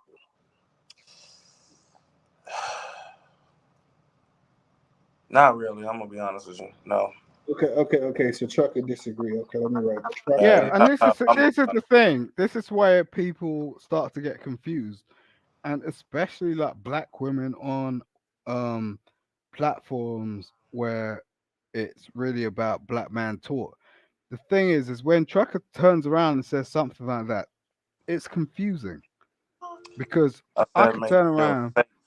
because although I'm not saying nothing about you, Trucker, I'm just saying like although like you've achieved what you've done, right? You have two wives, right? So it's like that's bewildering to most single women, like in terms of them trying to even understand how to get in a relationship with a man, period. All right, that's cool. But Carmen, let me ask you this question, Carmen, because I'm taking notes, Carmen. So He said a man only responsibility is to make you feel comfortable. How you feel about that statement? I don't agree with that. I got you. I heard you, Trucker. I don't really agree with that either. All right. Carmen don't want to feel comfortable. No, she didn't say that. She didn't. About to say, I did not say that. That's not what I said. So what she said, it's not my responsibility. It's not my responsibility to make you feel comfortable. That's not my responsibility. But you know what it is, my responsibility? I'm going to break it down to you guys. What is my responsibility is to end the show. We appreciate y'all guys coming over today. It's proven that a lot of these dudes just talking, no shot to nobody. They say, I really tell people, like, really ask people what they mean by what they say. I'm just going to stand on the limb and say, it's not my responsibility to make you comfortable. It's not my responsibility to do this, that. I'm supposed to protect you. I'm supposed to provide for you. I'm supposed to give you guidance. I'm supposed to be able to make sure I create an environment for you to be able to be your best self. Like this idea that I got to make you feel, you know, one thing that he said, you got to feel. Women feel all kind of crazy stuff. Let's be 100% true. Like, so I just think it's crazy. I appreciate y'all guys coming over to the Either Man Williams takeover. Yeah, just these people don't know. They just have no idea, and it sounds right. That's why they do it. So y'all guys have a good night.